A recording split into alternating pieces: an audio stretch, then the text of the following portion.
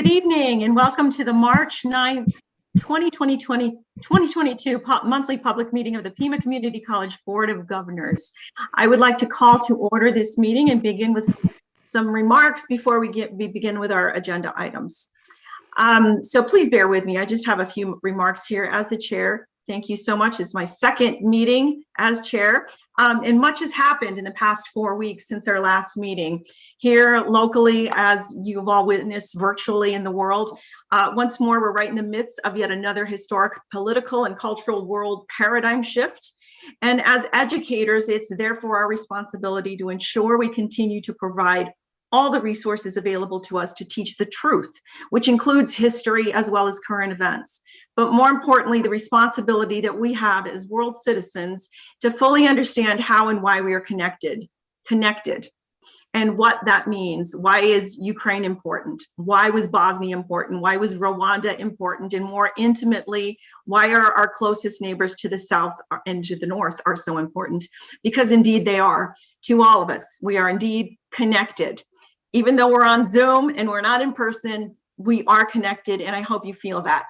And so, Chancellor, I would like to thank you for sending out the public message that we as a college are dedicated to developing globally engaged citizens and will continue to ensure diversity, equity, and inclusion for all as we condemn in the strongest possible terms the decision by Russian leaders to attack Ukraine. And so here at Pima, we plow ahead with our programs, our events, and our strategies, all of which are dedicated solely towards our constant efforts to offer equal and fair access, affordability, and opportunity to every single student who wishes an education at Pima. It's our bottom line and our top priority. Everything we do towards that end will get the board's full attention. We believe in what we do with every fiber of ourselves. I think I speak for everybody on this Zoom. And so I wish to thank everyone on our staff, faculty, adjunct faculty, administration, students, volunteers, community members, donors, and supporters for your tireless efforts. And they are not thankless, by the way, because the thanks comes in the form of that student's face who I just met this weekend, who just received their GED at El Pueblo, or the young Air Force woman who dreamed of becoming a first responder her whole life that just received her emergency response certificate, her EMT certificate, or the athletes who gave their fullest this past season in games I witnessed and could viscerally feel proud of, or the casts and crews of our amazing theatrical and fine arts productions and plays. SpongeBob SquarePants left me smiling to myself for days. And what makes me burst with joy mostly is those students, and specifically some students that I had who immigrated from war-torn countries like Central African Republic, who this one student not only transferred after 2 years at Pima, where he not only learned English as a second language, but excelled in political science, went on to the U of A, and is now getting a master's degree in international relations at George Washington University. This is one example, and I have many, many more. And this all just happened in the last 4 years. And this is what all of you made happen. We are the behind the scenes facilitators that take our responsibilities and obligations seriously, just so another student can contribute to their families, themselves, and the world, and feel proud of their accomplishments. It's also very simple. And so at the risk of overusing the phrase, I say we truly are all in this together. And with that, I thank you for indulging me before we proceed with our agenda. As a reminder, our board meetings are conducted in accordance with Arizona state statute, and also within both the spirit and policy of shared governance. Please be sure to submit your items for the agenda ahead of time. I'd also like to remind everyone that we as elected board members are obligated to conduct ourselves and act as a board and not as individuals. I'd like to also provide a few shout outs. As our academic programs continue to flourish, I would like to take this moment to thank the faculty, both the permanent faculty and the extremely valuable adjuncts who continue to adjust and selflessly serve our students and their staff, and also to the staff and administrators who keep it together from every angle and aspect it takes to keep these trains moving through this next phase of COVID pandemic, virtual, hybrid, online learning. Also a shout out to Pima Wellness. There's some fantastic activities. Go online and look at the webinars, the health screenings, the gym access, all of these things, general tips for our mental and physical well-being. Thank you. And again, another shout out to Pima athletic departments. I can't mention them all, but our athletics department is doing an amazing job. Well done to all our student athletes. And once more, the Pima Theater and Arts. I can't stress enough the value and importance our arts programs are to the community and to the world. I attended the closing, as I said, of SpongeBob, which also, although based on a children's show, truly resonated with audiences in terms of the importance of friendship, love, compassion, diversity, acceptance, and teamwork. Crazy enough, in a crazy children's cartoon. All these traits and practices we need today more than ever. Thank you for an afternoon really of pure joy. This is what our arts programs do for us as human beings. And so to all of you who come in every day physically and virtually to run the campuses, all 5 of our campuses, we are in the middle of a serious paradigm and cultural shift that the entire world is feeling. We'd still not even recovered from the economic recession of 2008 when COVID hit, and now we're on the heels of a pandemic. We are witnessing yet another war in a far off place that impacts us all, even Pima. And so I plead to you all in the Pima Community College family to know that we are all hurting in one way or another, but we're also committed to the same exact thing, and that is ensuring our entire community has a fair shot at an education and resources to improve their lives. We all want the same thing. So I ask you with all my heart to also ask the hard questions and make the tough decisions, but don't ever lose your humanity and your kindness along the way. Make no mistake, the crisis in Ukraine is humanitarian. Let's not lose sight of our humanity. It's why we not only give folks a shot at jobs and careers, but also celebrate and teach what it means to be human through the arts, athletics, language, history, literature, and social sciences. This is what I'm most proud of at Pima. And with that, I thank you for indulging me. Before we proceed with our agenda, as a reminder, our board meetings are conducted in accordance with Arizona State statute, and please be sure to submit your items, like I said, ahead of time. We are attempting to hopefully return to in-person meetings, perhaps by next month. We're shooting for that, and if that's the case, all community members are welcome to show up. Thank you very much. And with that, I would like to continue calling the meeting to order. And the first thing I'd like to do is call for a roll call. So Mr. Sylvan, would you take the roll? Damian Klinko. Present. Maria Garcia. Present. Dr. Meredith Hay. Present. Luis Gonzalez. Here. Thank you. And Catherine Ripley. Present.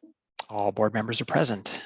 Thank you very much. So our next item on the agenda is public comment, call to the audience. We're hopeful that this will, again, be our last virtual meeting. So I thank you all for submitting. I think we only have one public call, and that is from Matei from PCC. And before you do that, I would like to make this one statement, just as a reminder. The Pima Community College Governing Board welcomes public comment on issues within the jurisdiction of the college. Generally, the total time for public comment will be limited to 45 minutes, and comments will be limited to 3 minutes per individual. These time limits may be modified by myself or the board. Individuals sharing comments are expected to communicate with decorum and respect. Individuals are expected to communicate. Individuals who engage in disorderly conduct or use derisive or insulting language may have their time reduced or concluded by board chair. At the conclusion of public comment, individual board members may respond to criticism made by those who address the board, may ask staff to review a matter, or may ask that a matter be put on future agenda. Members of the board, however, may not discuss on a future agenda. Members of the board may not discuss or take legal action on matters raised during public comment unless the matters are properly noticed for discussion and legal action. Finally, be advised that internal college processes are available to students and employees for communication. And with that said, do we have, Matei, are you present? Yes, I am. Great. Go ahead. You have the floor. Thank you, and good evening, Chair Ripley, Chancellor Lambert, board members, colleagues, students, and guests. My name is Matej Boguszak, and I teach math here at Pima. I'm also a rep on the AERC, a faculty senator, and past president of PCCEA. Before getting to business, I'd just like to acknowledge that there is a brutal war being fought in Ukraine right now. And thank you, Ms. Ripley, for your remarks. Some of you know I'm from former Czechoslovakia, so this hits pretty close to home for me. At times like these, it is important for all of our leaders to speak out for what is right and wrong in measured but clear terms. And I thank Chancellor Lambert for doing just that in condemning the decision of Russian leaders to attack. The level of support for the Ukrainian people and refugees has truly been touching. Still, I cannot help but be struck by the contrast to how Haitian refugees were chased on horseback by the US Border Patrol, or how African, Syrian, and Afghan refugees have been turned away at EU borders. There is deep injustice in how non-white people are treated in this world. And that is just one of the reasons why the Refugee Center and Ilda Ladner's work on equity are so relevant and important in our own bubble here at Pima. To be successful as a college, we need a budget that funds the most important priorities. This has been a struggle with falling enrollment and revenues, and it seems that each year new challenges are thrown at us. PCCA would like to thank Dr. B for the detailed presentation in February and all the board members for your careful deliberation. We support the strategy of developing 3 possible and malleable budget scenarios and using data like FTSE to staff ratios to help determine the overall size of the college. This is something we've called for a long time, and as have some of you on the board. We look forward to more conversations with finance as the fiscal year 23 budget takes shape. The classification and compensation study continues, but now appears to be significantly behind schedule. PCCA's focus for the faculty's salary schedule is on clear, objective criteria for salary placement and then advancement, while striking a healthy balance between market rates and competitiveness and equity. Unfortunately, specific criteria have been elusive so far, and I regret to say PCCA is growing increasingly concerned that there may not be enough time to gather faculty feedback, revise policy, of which there's a ton, through the AERC, and implement the consultant's recommendations for contracts effective July 1st. Likewise, we are yet far from identifying criteria for deciding which disciplines should be prioritized for hiring, aside from plain enrollment. This is another critical project the consultant was contracted to help us with, given the Chancellor's repeated calls to shift significant resources from some programs to others yet to be specified. We really need to return to regular faculty hiring cycle in order to reach deeper, richer, and more diverse candidate pools. And it should not be prohibitively difficult for an institution our size to plan and make strategic recruitment decisions in a timely manner. The Chancellor's right. The times are changing. He speaks of a need to restructure the way we do our internal business and change how we look at contracts for employees. We would love to better understand what he means and encourage the Chancellor to involve key stakeholders like Senate, Staff Council, AERC, and PCCA at the early stages of developing any solutions to his concerns. Please remember our policy already supports 9-month, 12-month, and flexible contracts, including evening and weekend classes. We are always open to look for new ways to better serve our students. So thank you all for your service and leadership, and we will see you in April. Thank you so much for your valuable comments, and we will take what you said to heart, and hopefully we can work together on getting those results for the class comp as soon as possible. Any comments you would like to make, Chancellor, to that end, or shall we get back? I need to follow up with my team to before I can really respond to that. Okay, thank you so much. And again, thank you, Matej. And with that, our the next item on our agenda will be reports from our governing board members. We each may take 5 minutes. I'm going to go across the screen I have here. Board Member Garcia. Okay, I'm not muted, right? Yeah. Okay, thank you. Okay, first of all, I want to thank Chairman Ripley for her words, and to Matei for specifically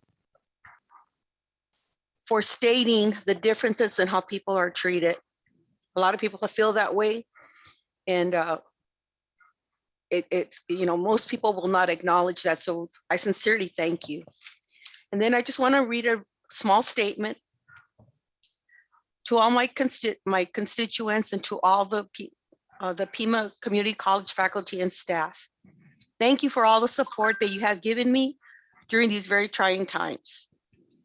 Individuals have alleged that the focus visit by the HLC is a result of my dialogue with the board. For clarity to the general public, HLC focus visit was instigated by a complaint filed by the Vice Chancellor of Facilities and Police, Bill Ward. And that's my final statement. The reason I'm stating that is because I know that, well, we all know that the HLC site visit will be here on March 28th and 29th. Thank you. Thank you, Board Member Garcia. Board Member Gonzalez.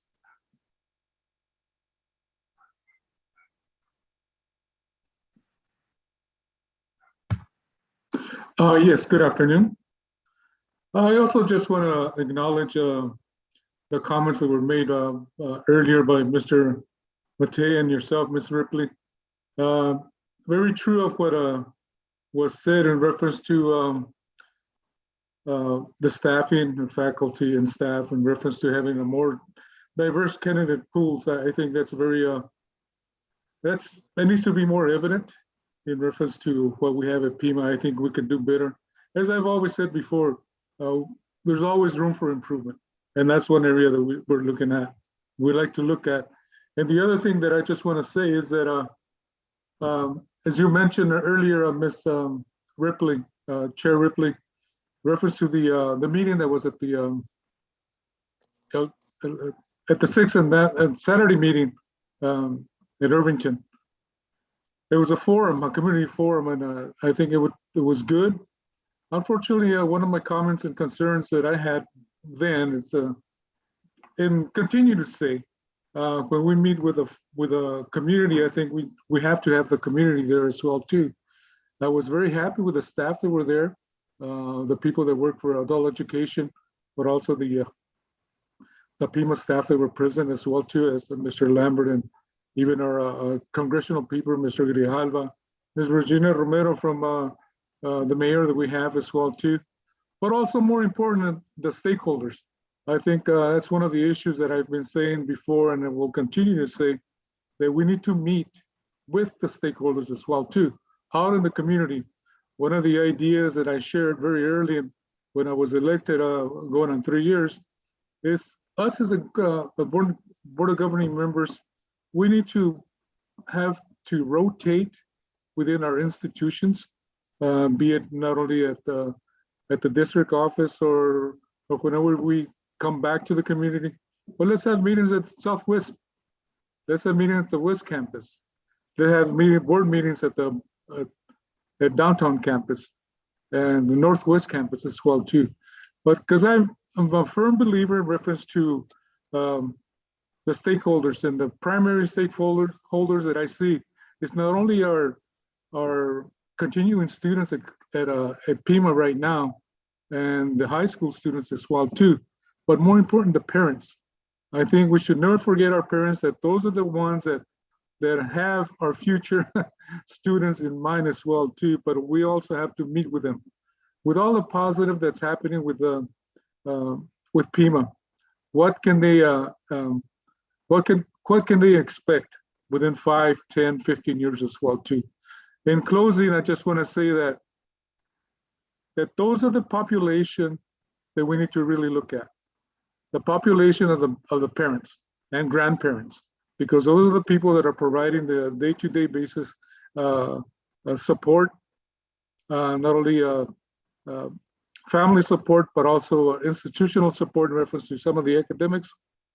But I think it's very important that we need to continue on that spectrum, continue on with that spectrum in reference to the importance of education, not only the K-12 and component, but also in the post-secondary as well too. But that's another thing that is mentioned before, is involve the stakeholders.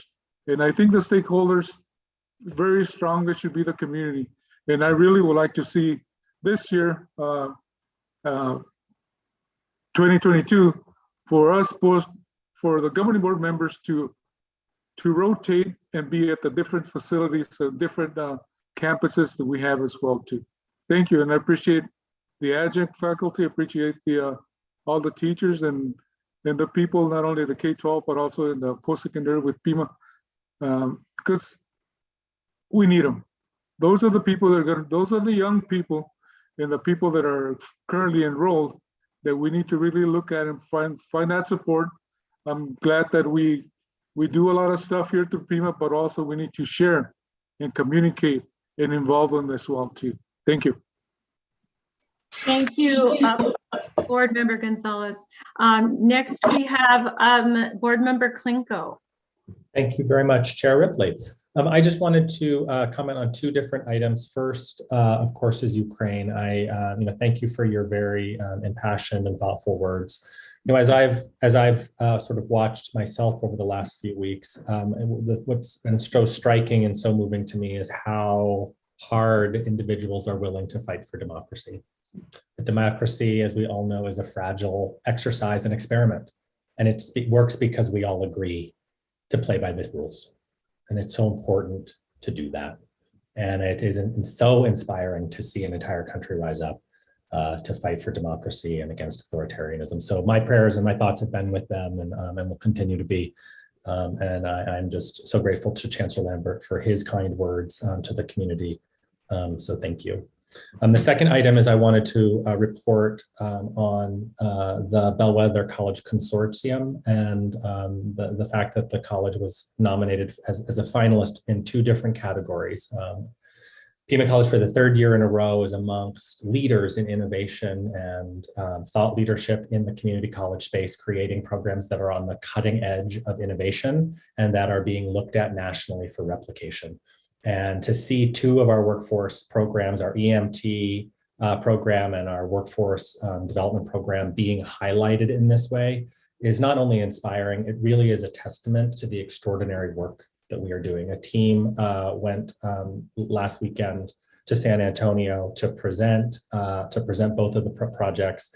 And as I sat and watched other institutions around the country and saw what they were doing, I'm truly inspired by the tremendous work really in leading community colleges in innovation. Last year, we were nominated and finalists for 5 awards, and the year before we took home a Bellwether Award. So again, I want to congratulate everyone involved in the development of these particular projects. Chancellor Lambert, for your continual push towards excellence of this institution and becoming a premier community college. But really across the college, that this is, I believe, now part of the culture to really take up the mantle and find ways to create new, innovative, and exciting projects. And again, I'm just so proud and I'm so thankful on behalf of the community because it's really, at the end of the day, serving students. And I'm just, I'm so appreciative. So thank you. Thank you, Board Member Klinko, and next, Board Member Hay. Any remarks? Yeah, thank you, Chair Ripley. I want to echo certainly your opening comments, which were just so right on point in terms of the importance of democracy now, as always. And also, I would add that my thanks to the faculty and the staff and the students at Pima College, Community College, because an educated democracy is the foundation of everything that we do, and that's why we're here. And so I want to thank the faculty and the staff and the students for their commitment to continue the fight for an educated democracy and to protect our democracy as we move forward. So thank you. Thank you so much for those board remarks. And I wanted to add, yes, we did attend the El Pueblo Community Outreach Day, and we do need to somehow get our community attend these things. We'll have more of them.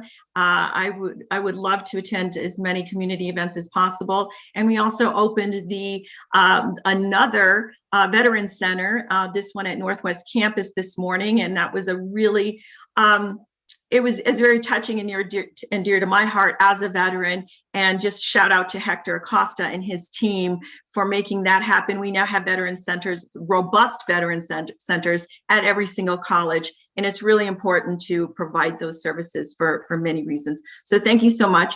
Next on our agenda will be the Pima Mission Moment.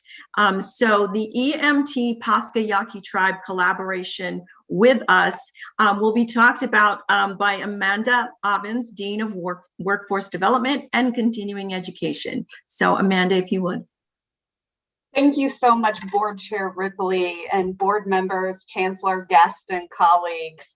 I am Amanda Avens, and I serve as the Dean of Workforce Development and Continuing Education. We are so honored and very excited to share with you today about our EMT and Pascua Yaqui partnership.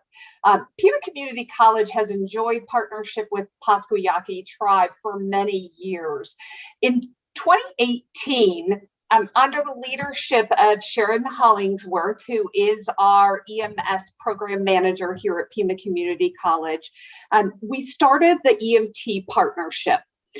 It has been incredibly successful. So fast forward now to 2022, and we have graduated 4 cohorts of tribal members to be EMTs.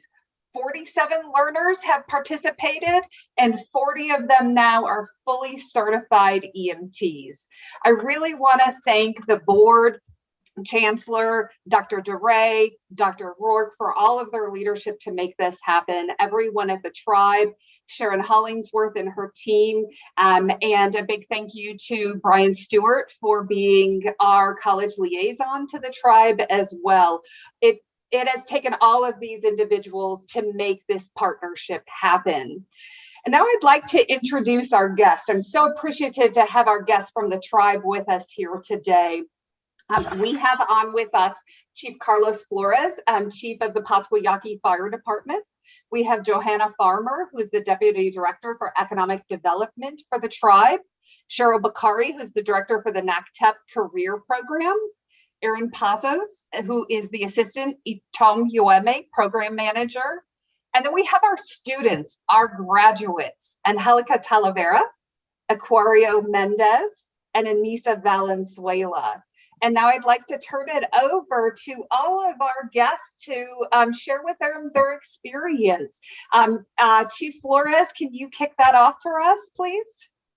Yeah, absolutely.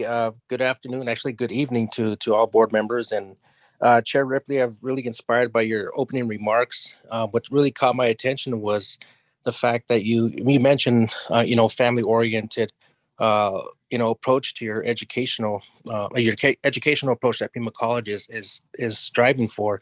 And I could tell you that it really resonated and was championed by Pima College and Sharon's team from day one. They came in and really interacted with the students immediately, not as a student number, but more as an individual. They came in with the understanding that, our tribal nation has unique challenges and unique barriers, and they understood that and embraced it and really looked for ways to break down those barriers because, each student had, whether it was social, educational, or economic barriers, they found ways to overcome those and really allow the students to focus on the program. And that's proven with the success of this program. I've been through several conferences throughout the state and even some national calls with other fire chiefs, and I have yet to find a program that has been as successful as this program was, which is a good indication of how, being inclusive and really reaching out beyond your comfort zone to those maybe communities that might, traditionally have been, left in the shadows, and really reach out there and see what their needs are and really do something about it.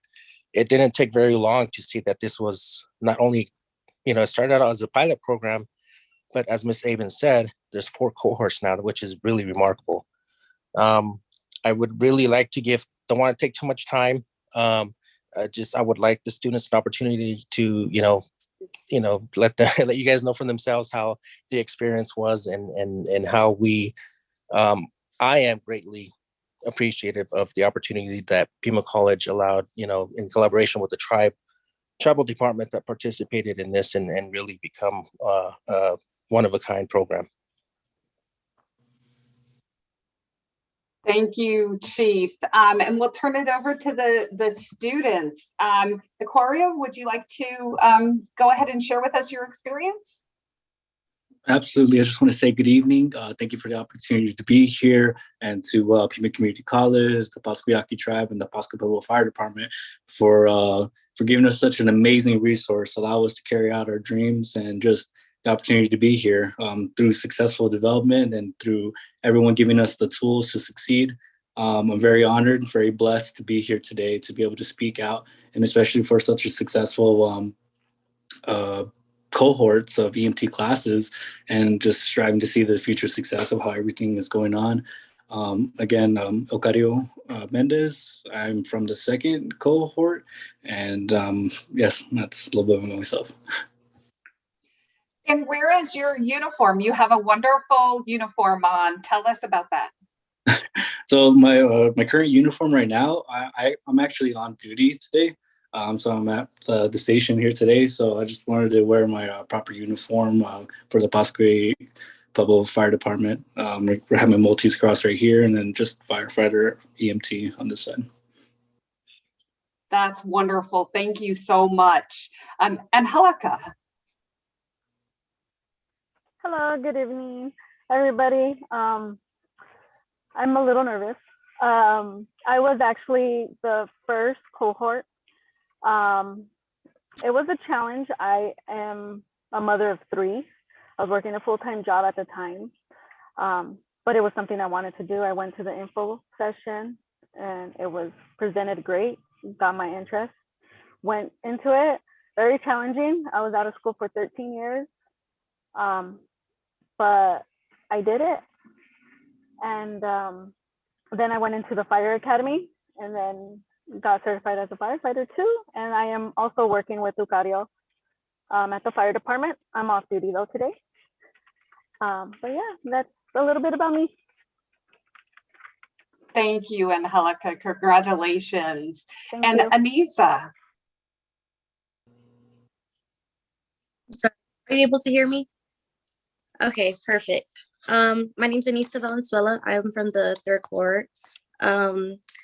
I started the EMT program, and shortly after we were able to do the fire academy, I was able to do it with Yucario Mendez and Angelica Villegas.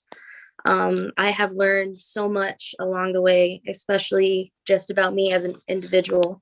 I'm super grateful for the opportunity that was given, and I'm even more grateful to continue to learn and to grow and just kind of see the challenges that I'm capable of, that we all could just pretty much just, I'm sorry, I'm getting tongue tied. Yeah, I'm super grateful. And like I said, I also work with Angelica and Yucario, so that's a little bit about me. Thank you all so very much. We are incredibly proud of you. You're all inspiring, and you're out there every day on the front lines serving. And we're honored that you chose Pima Community College for your EMT training and for your fire academy. Thank you for all that you do for our community every day. And we have a few more minutes. I would love to hear from Cheryl and Bakari from the NACTEP program, and Johanna. I would love to hear your thoughts on the program.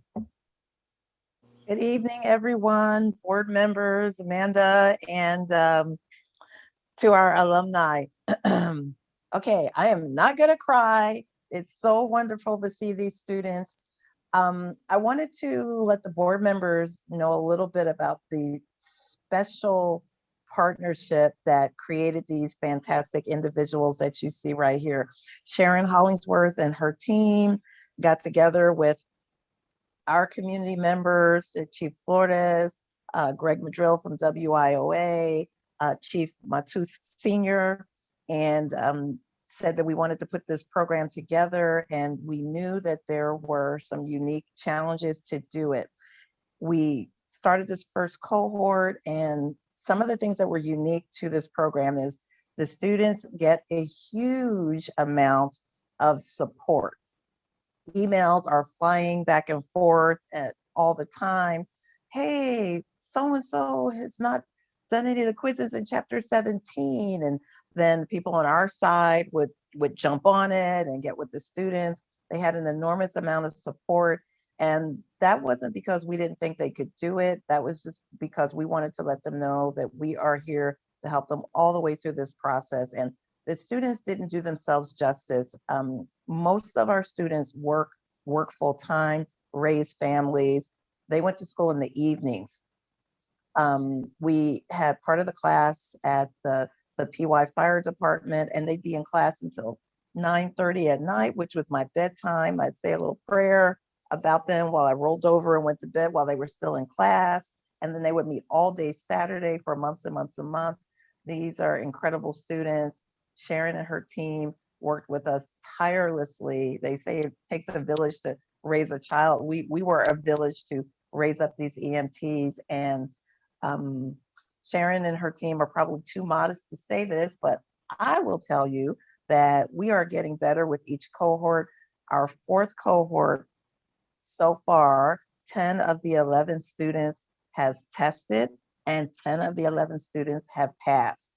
So right now we have a 100% pass rate, and that is outstanding.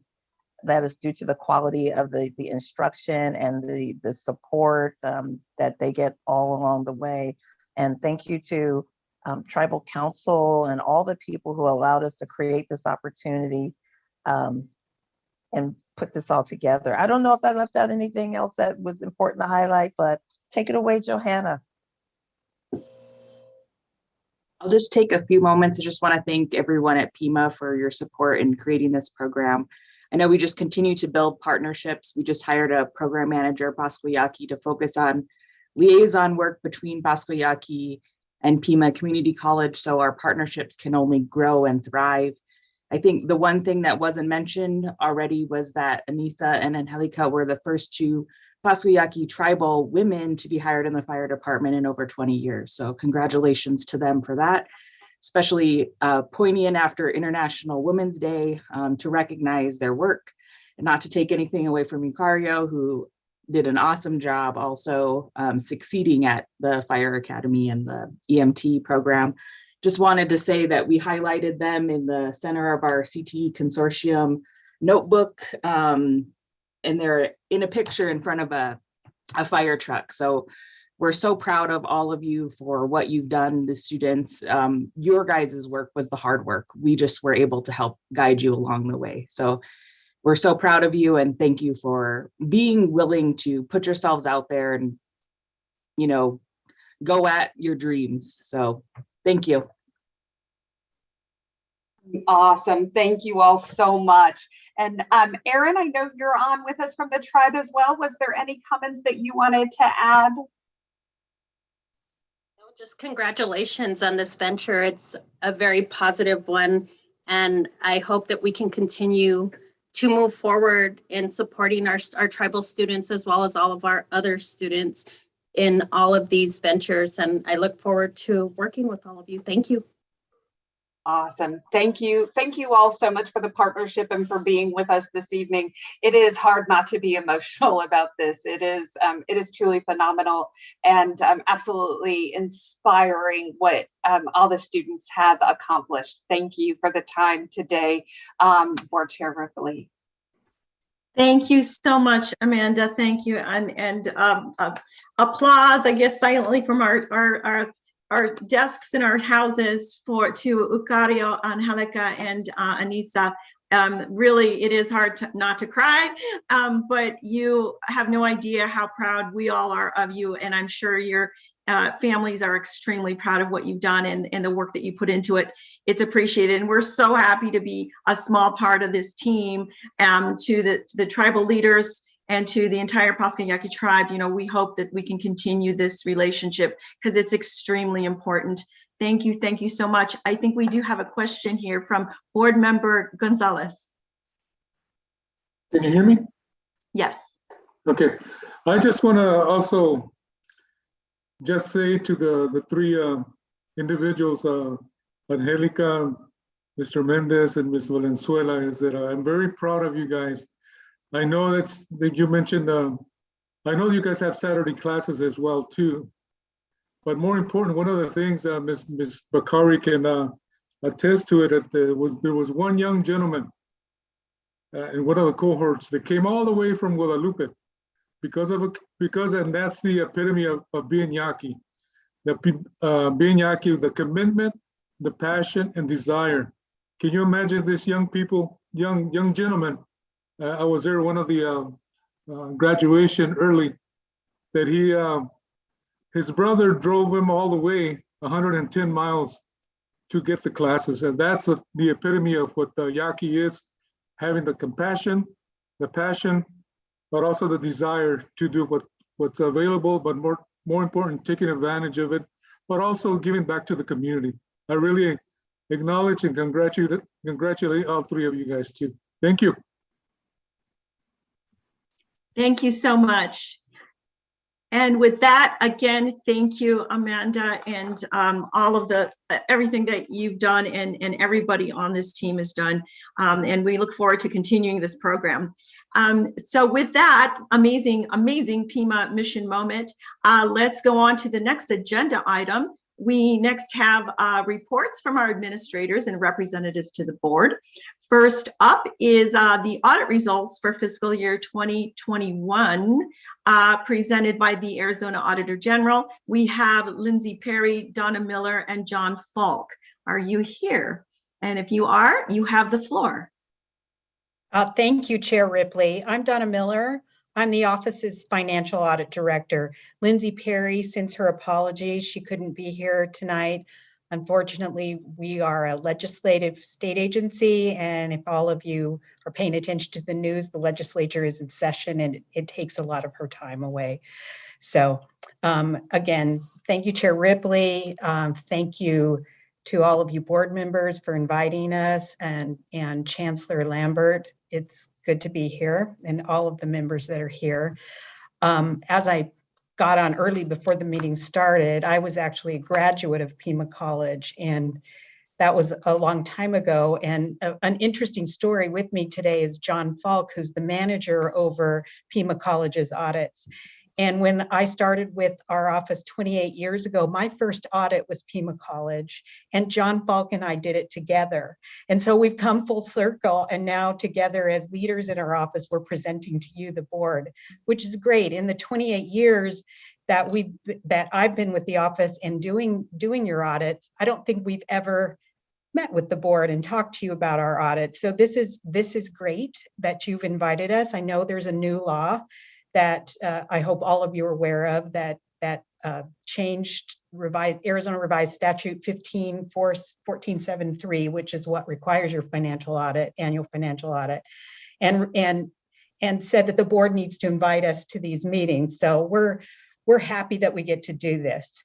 Believe it or not, we are happy that we get to do this.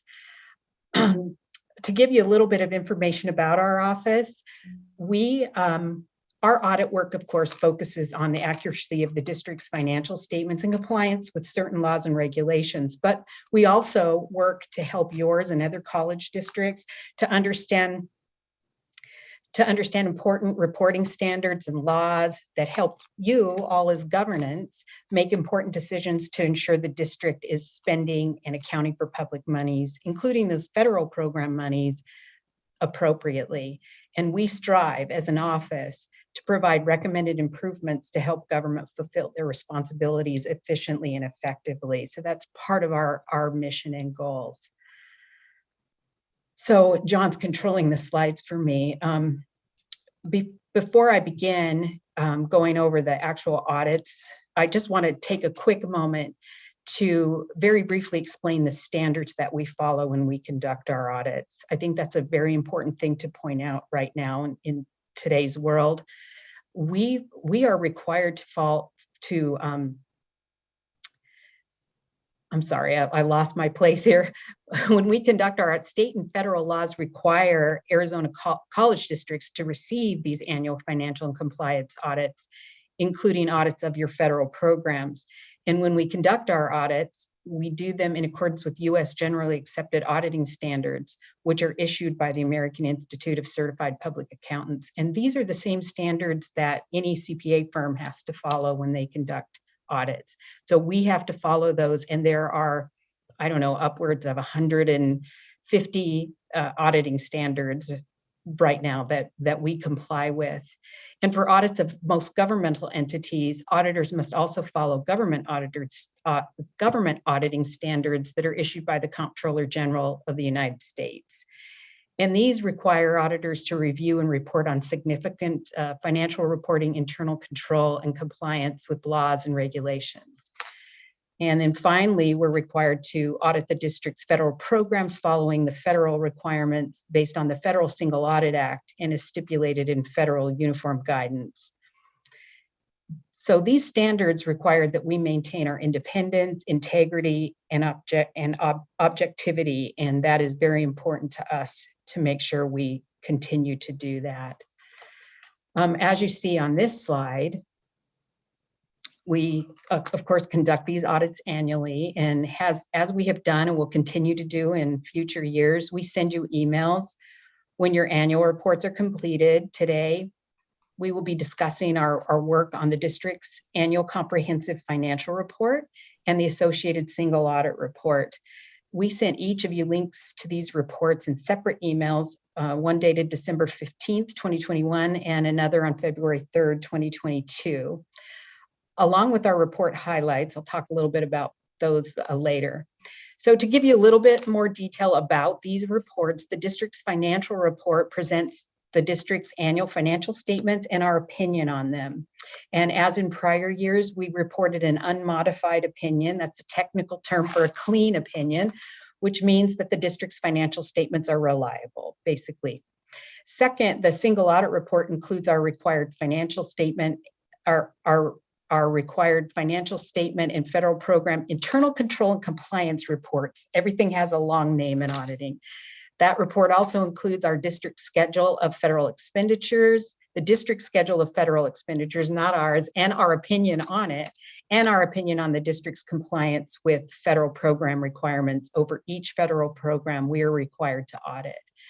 Finally, the single audit report is where you will see any findings we have found during our financial or federal compliance audits, along with the district's responses to them. We reported no findings for fiscal year 21, and we did see that the district corrected a finding we had reported in the prior year, and John's going to speak on that a little bit later. So because we know these reports are lengthy and include a lot of information, and you all are very busy readers, we always provide a report highlights. And it's just a 2-page summary that includes the district's largest primary revenue sources and how the district used these monies, as well as brief information about our key findings and recommendations if we have any. And those highlights can be found on our website, and we send you links to those when we send the reports as well. And lastly, I just want to bring up that in accordance with standards, we are required to communicate certain information to the governance of the college. And that includes each of you, the board members, and Chancellor Lambert, and Dr. B, Executive Vice Chancellor for Finance and Administration. So as I mentioned earlier, we email you when we issue the reports, including our report highlights. And we also provide additional information to you by email when we begin our annual audits and when we complete them. So we provide information in our audit completion email to make sure you know our audits are complete and whether we encountered any difficulties. And as always, we did not have any difficulties with Pima College's audits. And finally, I'll just give a brief mention that our office provides resources on our website that you can see listed here if anyone needs guidance related to Pima College's financial related topics. And please never, ever hesitate to reach out to me or John. So with that, I'll turn the time over to John Falk. I'll be happy to answer anybody's questions that they might have now or after John's finished with his brief discussion. Thank you very much for all of your time and attention, and again for inviting us, and again for the great relationship we have with the college. Good evening, everybody. Thank you, Donna, and thank you for letting us present to you today. My name again is John Falk. I'm the Financial Audit Manager here in Tucson, and I'm the manager over the Pima College audits. As Donna mentioned, we reported no findings in our audit reports for the year ended June 30, 2021. However, we did report on the status of previously reported findings. This information is reported in a document called the Summary Schedule of Prior Audit Findings, which you can find at the end of our single audit report. In the prior year, we did note one finding. We reported one finding recommending that the district improve their controls over their IT change management process. During the current audit period, which would be fiscal year 21, we noted that the district fully corrected this finding through implementation of its new change management process, Team Dynamics, which incorporated our recommendations from the prior year finding detailed on this slide. In addition, over the last several audit periods, we have reported various findings over the district's IT controls, and the district has successfully implemented our recommendations to mitigate those findings as well. So congratulations to Pima College for doing that. Also, I wanted to mention that each year, usually in February, we meet with the district's Finance and Audit Advisory Committee also to discuss the results of our audit reports, just in case some of you didn't know that was occurring. Are there any questions that I can answer for you concerning the district's audit? Any questions from board members? I see none. Thank you. All right. Well, as a reminder, we just wanted to that we provided these reports to each board member and that you can find them on our office's website. Also on our website are various resources such as frequently asked questions, fraud prevention alerts, reporting guidelines, user guides, and webinars that our office offers. I want to thank the board for allowing us to present our audit results today. I would also like to thank Dr. B, Daniel Sosa, Agnes Mena, and the rest of the district staff for their cooperation in the audit. We've had a great working relationship with the district's management and staff, and we look forward to getting started on next year's audit in the spring. Thank you very much. Thank you very much. We do have one, it looks like we have one question from board member Klinko. It's actually a comment, Chair Ripley. I just wanted to take a moment and congratulate Dr. B and Agnes and Daniel. You know, I mean, I don't think that there's been a clean audit of this caliber since I've arrived on the board. So it was, you know, when I opened the package, which all of the board members receive independent copies of the audit report, I was so thrilled to see just that, you know, all of the work again that we've been doing to just make sure all of our I's are dotted and all of our T's are crossed, and really that it gives us as board members the confidence in both the accuracy of the information, but also that we're making continual improvements to protect the institution. So thank you, Dr. B and your entire team. Thank you. Oh, someone else? Sorry. Say, excuse me, Chair Ripley. It makes our audit much easier when we have good auditees like the college. So we do appreciate it. Absolutely. Thank you so much for that report. And again, echoing on board member Klinko, it's really important to all of us that we continually improve ourselves, because it's a constant effort. And I think one of the most important things that I love about this institution is that we do provide this kind of transparency, and we welcome any kind of comments and suggestions for improvement. So thank you. We look forward to working with you in the future. And with that, and if there aren't any other comments, we can go on to the next item.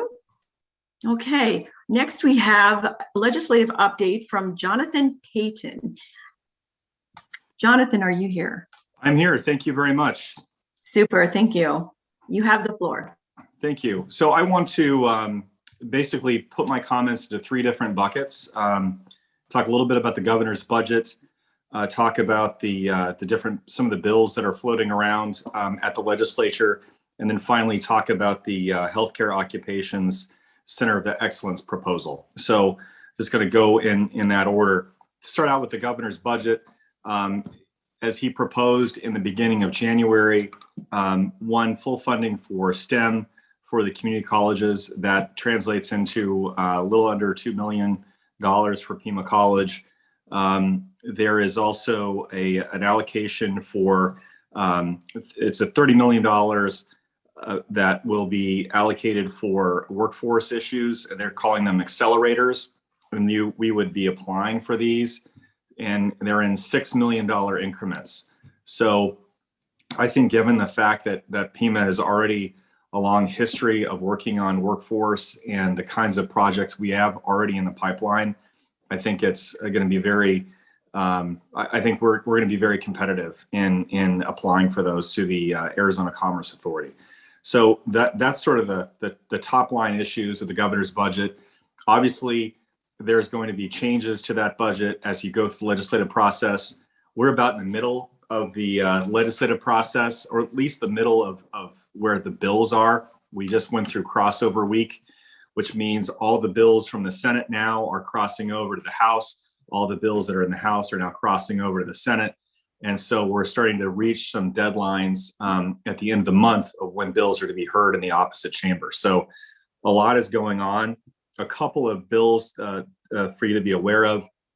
There is a dual enrollment bill that has been making its way through the process. That bill puts a tuition cap for dual enrollment. Pima College doesn't charge tuition, so we're not necessarily affected by this. It's something I think the Maricopa College is very concerned about. That bill is stuck now in the Senate. And it doesn't appear to be going very far because of opposition from the Senate Education Chair, Paul Boyer. There's also another bill that I think is of big interest to the college, and that's the expenditure limitation bill that's been floating around through the legislature. And all I can tell you is I think every year I talk about the expenditure limitation. And I cannot tell you what a lucky position that the college is in, that we went through this process to the voters already, because there is a level of desperation among a lot of the other colleges about the situation that they find themselves in regarding the expenditure limitation. And this bill, it made it out of the Senate. It is now stuck in the House. One of the majority leader asked whether this bill is constitutional. They asked for a ruling from the rules attorney. They've said that it's unconstitutional. That doesn't make it so, but it's caused some controversy. AC4 is trying to come up with their own experts to comment on that. And as I always tell you, the legislature is created not to pass bills, but to kill bills. Every step in the process is designed to hold up a bill or derail it so that there's a winnowing process. This is exactly where this bill finds itself right now. It's struggling over this constitutional issue. Doesn't mean it's dead, but it's definitely has a major hurdle to overcome. And it is fortunate that we're in a better EL situation than a lot of the other colleges, because they're very much depending on this bill. This bill would also be good for us, but it is not quite the same sense of urgency that maybe the other colleges have. Finally, I just want to mention the Goodwill has tried to pass funding for their adult education aspirations statewide. We have objected quite often because our own adult education with the community colleges has not been fully funded by the state. And I think that what they are trying to do this year, there are 3 different bills. One is to fund what Goodwill wants. One is to fund more of what the adult education folks at the community colleges want. And then there's a third issue. I think what they're trying to do is to fold them into one package, and so that they all live or die based on each other. So that at least has been the plan that I've been told about, and that's where that bill is moving along. And finally, I think this is one of the most important things I want to talk about. Some years ago, we approached the state with a proposal for a dramatic increase to our aviation center at Pima College. We received $15 million after a long process of applying to the state, talking about getting stakeholders together, getting our partners, our industry partners to comment to lawmakers, and through a lot of lobbying, a lot of effort on behalf of the college, and a great proposal, we received $15 million towards that program. We are trying to do the same thing now with the Healthcare Occupation Center of Excellence at Pima College. And we've been speaking with the governor's office, the executive branch, about this issue. We have put together a proposal that your staff has worked on. We have submitted that to the governor's office. And then at the end of this month, we are going to have a formal meeting with them with their state budget director and others to directly apply to the executive branch for another $15 million ask. I think that we're in a great position for that. I said this some years ago about our aviation request. That came to be true. I think that we are in an excellent position of getting this as well. They certainly have the money. I think we have a great proposal. I think we also have the employers that are willing to say, look, we really need these folks. We are in desperate need of more nurses, of more folks in the dental profession, et cetera. So I think we're in a great position to get that. I have a lot of confidence in our team to make that proposal, and that's where we're at. So it's never boring at the legislature. There's always something new happening. It's a little bit crazy right now, but I'd be happy to answer your questions about what's happening in Phoenix. Thank you so much, Jonathan. Do we have any questions from the board? Yes, Board Member Klinko. Again, just a comment. I just want to thank Mr. Payton for his remarkable and consistent advocacy at the legislature to advance the college's priorities, help assure that we get some state funding, and help kill bills that would adversely affect us. So thank you, Mr. Payton, for your tireless work in Phoenix on our behalf. We really appreciate it. Thank you. You're here. Thank you. Yes. Thank you so much, Jonathan. Yes, it's so important. Thank you for tirelessly doing what you do and keeping us informed of all of these issues and all the moving parts. Some of us do know how crazy it is up at the legislature. So thank you for that. And again, you mentioned expenditure limitation. I just want to point out how with Prop 481, how people power and the power of the community can triumph. So education is nothing to blink about. And I think this is something we just have to keep fighting for. And with all the moving parts, with the politicians, the community, with yourself, and with our school. So thank you so much. We'll just keep plowing ahead. Great. So next we have, thanks, Olga. So next we have our last administrative report from, there's a Santa Cruz update from Dr. Dolores Duran Cerda. So you have this is our provost, you have the floor.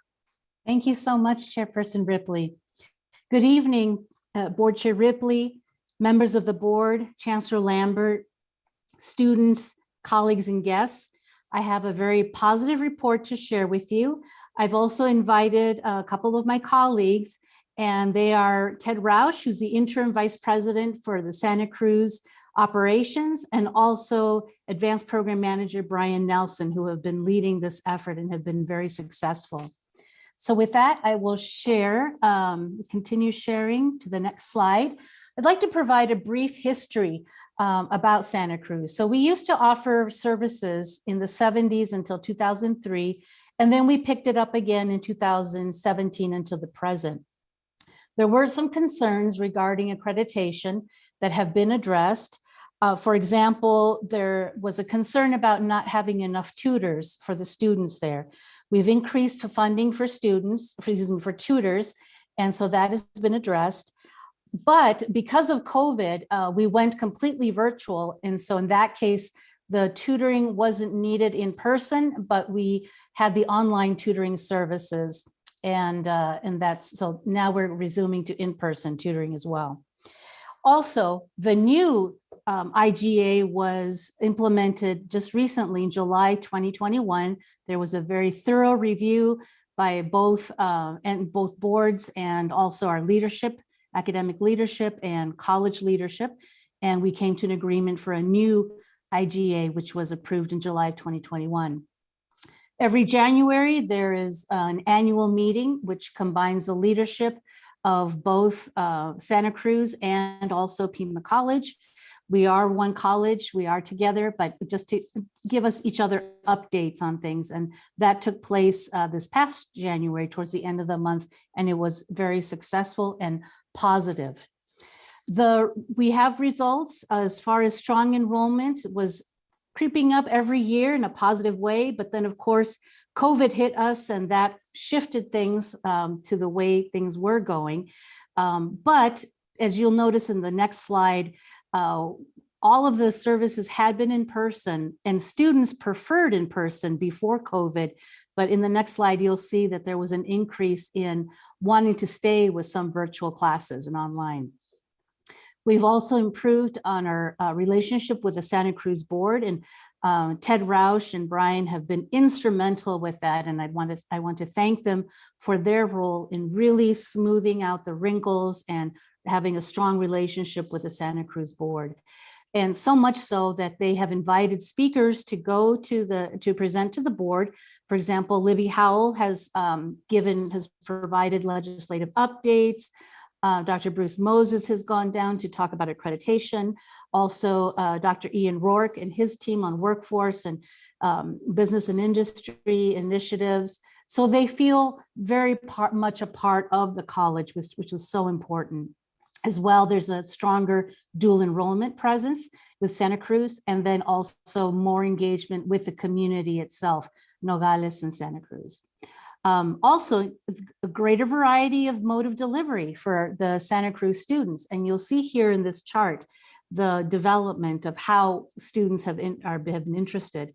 As I mentioned before, students had preferred in-person classes and services, but because of COVID, and we were all pretty much forced to be virtual and online, they have indicated an interest to continue having some virtual classes as well as in person, of course, but we just wanted to highlight that.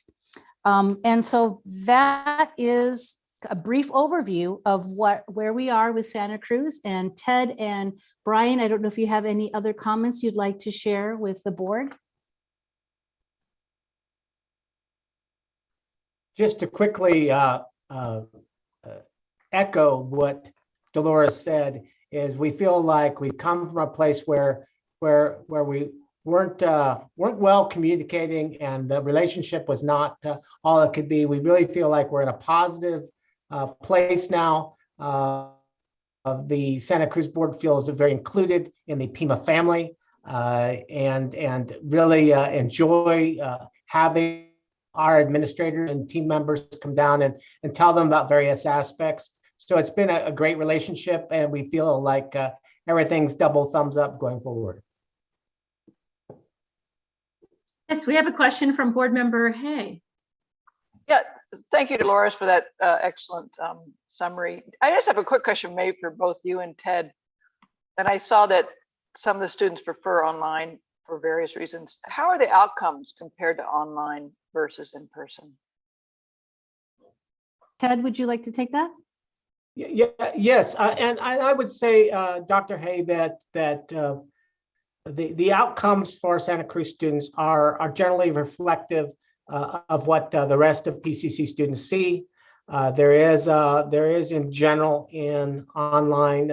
Hopefully, I'm not quoting any old information. This paradigm hasn't changed, but we generally see a little less success in online, mostly because students have more responsibility placed on them, and sometimes don't react soon enough and put enough work to be successful sometimes. And also those online interventions we've done more with in the last few years. So embedded tutors and things of that nature are resources that do help students, and we have been diligent in identifying those. So, but kind of at the same place we'd expect to see for Tucson students.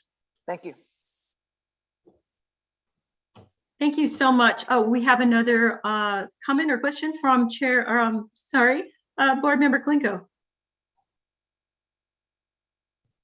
Thank you so much, Chairwoman Ripley. Again, I just want to thank Dr. Duran-Certa and Ted Roush and everybody down in Santa Cruz. I know this has not been the smoothest always, and we spent a lot of time working to sort of reframe this relationship, and I am so glad to hear that it's working out so well. I mean, we've continually said that we really, the board has continually said over the last 5 years how important it is to ensure that the educational services truly are reflective of those offered here, and that providing those services to Santa Cruz is important for our region. So I just want to say thank you for all your work. We know how much time it took and how much it continues to take, and I'm just so glad to hear that it's moving smoothly now. So thank you. Thank you. Any other questions?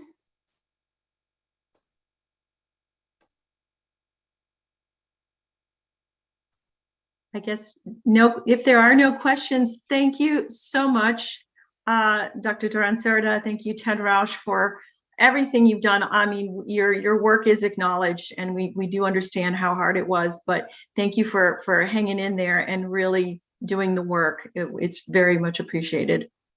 So with that, I'm happy to welcome comments from our representative groups. First, we have our student report from Colin Bryant. Colin, are you here? Yeah, I'm here. Hello. Great. Go ahead, you have the floor. Hello and good evening, Chair Ripley, Chancellor Lambert, members of the board, faculty, and fellow students. A short and sweet update tonight. The Student Senate mural will be located at the downtown campus. We're hoping that it will unify people with Tucson's culture and compassion. The Student Senate promotion strategies are coming out as well.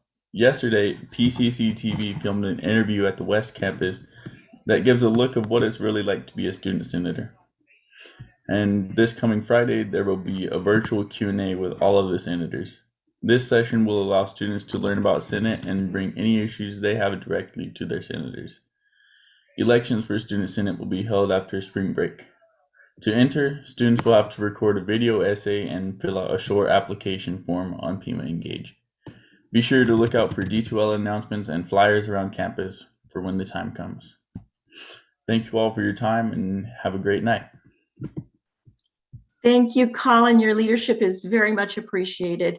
Next, we have from our adjunct faculty report, Mr. Sean Mendoza.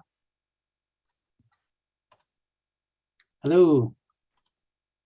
Hello. Hello. Okay. Hello, Chairman Ripley, Chancellor Lambert, members of the board, and honored guests. I'm happy to report that the college administration continues to work collaboratively with adjunct faculty on a number of important topics.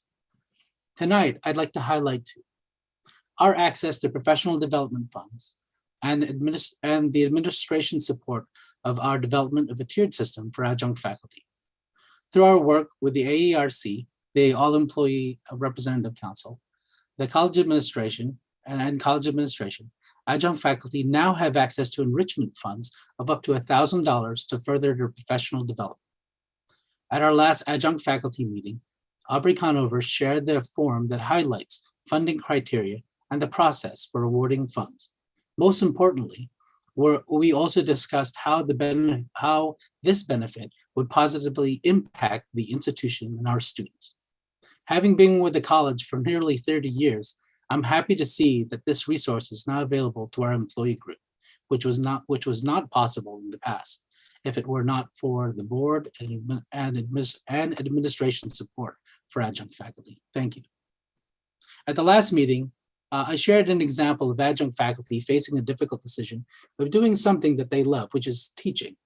or qualifying for the state's healthcare program for themselves and their families.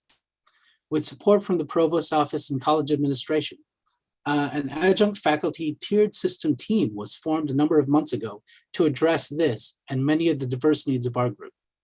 And through the leadership of co-chair Kate Schmidt and Sarah Jensen, I'm happy to report the team has made significant progress and is ready to meet with college administration to move forward on this important initiative. We look forward to meeting with Dr. B and the provost in the weeks to come.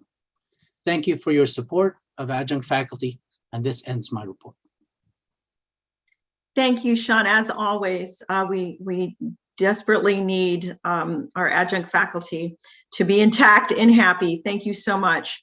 Our next report is a staff report from a new staff representative, Erica Elias. If you are here, you are next, and we welcome you as a new member of the board. Thank you. Good evening, Chairperson Ripley, members of the board, chancellor, and guests. First, I want to say that Staff Council greatly appreciates the administrators that were in attendance for our meeting on March 4th. Their support and efforts to discuss different topics and address questions from the various groups was beneficial to everyone at the meeting. At this meeting, some questions were brought up regarding transferring more than 40 hours of sick leave to annual leave. Another question that was brought up was childcare. Also questions about the cost of living and inflation and how that impacts the workplace. We at Staff Council understand that we're charged with bringing the concerns of the staff forward, but also know that not everything can be addressed. So anything that can be done to review these concerns is greatly appreciated. Thank you. Thank you so much. And again, welcome to your position. And finally, we have a faculty report from Denise Riley. Hi, good evening, Chair Ripley, members of the board, Chancellor Lambert, colleagues and guests. I want to say that I really appreciate, and I just want to thank you to the board chair Ripley and members of the positive start to our meeting and just highlighting the local and international events that truly inspire us to just continue doing what we do on a daily basis, which we love to do, which is teach. And students are here, as you mentioned earlier, to educate themselves, to put themselves in a better place for themselves and their family members. And so I just want to say thank you. It was a great start to a meeting to recognize not only are we in it as a small community in Tucson, Arizona, but we're also in it as a large global society. And that was something that was mentioned today in our faculty leadership meeting with officers of the Faculty Senate, as well as leadership of the college. And I just think it's really appreciated to just recognize that we're in a much bigger space than just here, as much as we're focused on our students and what's going on here. So just thank you so much for the start to this meeting. I want to share that there's some good news to come, but I don't think I'm privy to share this with, as a Phi Theta Kappa advisor, which many faculty members do faculty advising and have clubs on the side. I can share that we are ready for some great student international and national recognition, but that's to come at another meeting. So we'll save that for then. At this point, I just wanted to share a little bit about the last couple meetings and just a hot topic that's been brought up. And I just want to share that our group of Faculty Senate officers, and I can say that we really highlight the diverse groups on campus. We represent emergency medical technology, we represent health information technology, accounting, writing, and college readiness and student success. So we've kind of got the gamut of everybody all together in this leadership group. And we've really formed, stormed, normed, and really tried hard to kind of push the initiative of shared governance. And I just wanted to highlight, and I'll actually post it in the chat, a great presentation by our president, Rita Lennon. And I just want to highlight just her leadership and sharing that with the HLC visit coming up and with this idea of shared governance, that it's really important to talk the talk and walk the walk. And with the expectation that the college in the last 10 years, I would say, maybe has had different stances on what governance is and shared governance. But I would say that we're really seeing some great strides, and we're really proud of the leadership team. We're really proud of the shared governance that is taking place and the expectation that we have as full-time faculty with our role in that process and shared governance. And I just really appreciate, the chancellor, the provost, and many other at the director and higher levels have been at many of our meetings lately. And we've really been talking about that expectation of where can we move forward. We've shared articles today and discussions about where we're moving forward as a college. And I just want to say that, and we look at the visit coming up with the HLC and 5C, and embedded in the criteria is this idea of shared governance. And I just want to keep reiterating that we're going to continue to push for that, but we also appreciate that the faculty leadership as well as the leadership of the college has really heard that and has really tried hard. And I just want to recognize that and just say I appreciate the work that everybody is doing right now in order to move us as a college, as the chancellor has mentioned, in a different direction, in the direction that it needs to go. And I appreciate that. And I just want to share Rita's presentation. So I'll post it in the chat, as I think it really reflects the great ideas of what we're meant to do and what we need to do moving forward and our expectation. And I just want to say thank you. And that ends my report.